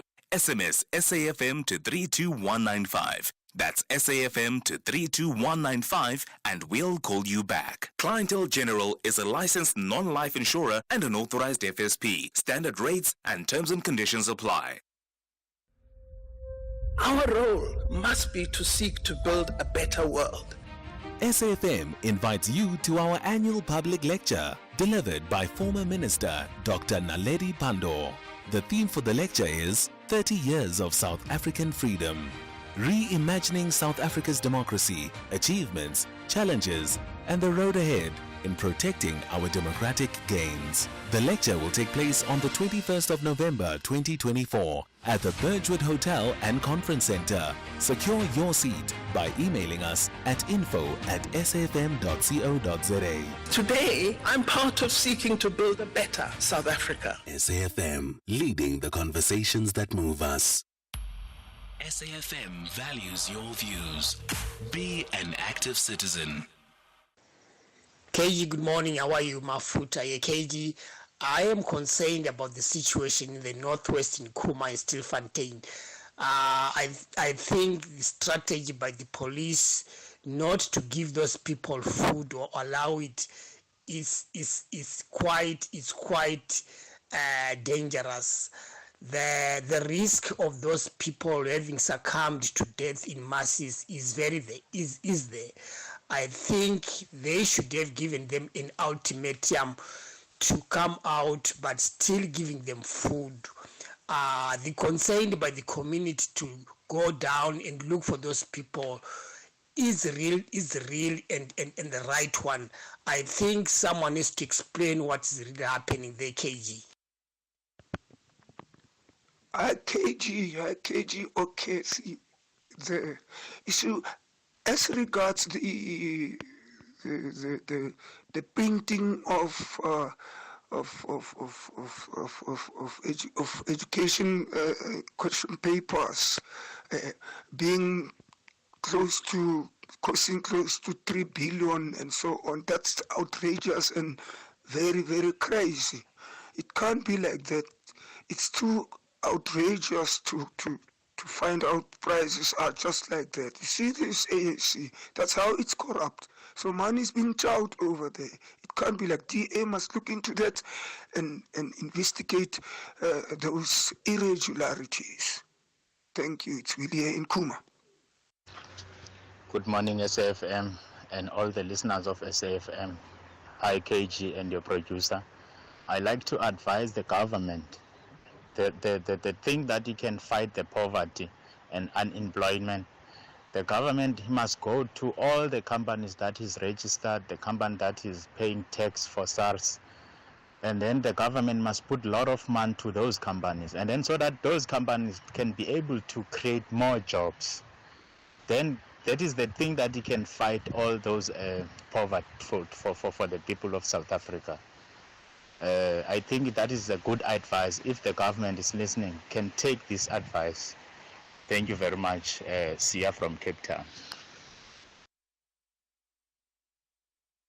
Hey, KG and all SAFM listeners, good morning. Well, KG, I just want to weigh in on the issue of Minister of Police, where he was actually exposed in Parliament yesterday. This is really sad to see the minister advocating in a hotline of extortion and then only to find out the hotline is not working. It's a disgrace, to the point of view of the minister. He should have checked before he comes out and say this is the hotline that needs to be used by the South Africans. This is Andile from Staksbraid in the Eastern Cape near to borders. Thank you, everybody. Keep your voice notes coming on the 0614104107. Glenn in Bedford View, the GNU is on your mind this morning. Hi, Glenn. I'm talking to you. Hi, Glenn. But I always listen to you. This is KG. I've got an issue with this GNU. I just wanted to find out, is it legally sound for them to give us a different president to lead the state, because they are all partners? No do partners what with the state? To lead the state, because they're all below 50%, isn't it? There's no single party that has won the elections. Yes. I used to be a strong supporter of President Cyril Ramaphosa, but he is very slow. The country is frustrated. I feel like the country is stuck under his leadership. And number two, my last point, I feel that he has appointed this Shamela Potoi person at the NPA, but this lady is not doing anything. I've not seen any progress. We're given this halapalu, I think, about this state capture thing. I've not seen anything regarding the state capture thing. So I don't know when is this lady going to really fix the NPA so that they can pursue proper cases. Look at what happened to this Zizi Kotwa case. You understand? Even if one day this case goes back to court, what are they going to say? Because they rush to arrest people. They rush the media. At the end of the day, there's nothing for them to produce before a judge. Well, what do you make of the ones who say they sort of get low hanging fruit? People like your Arthur, your Terry Petto, your They don't go for those high ranking officials. They don't.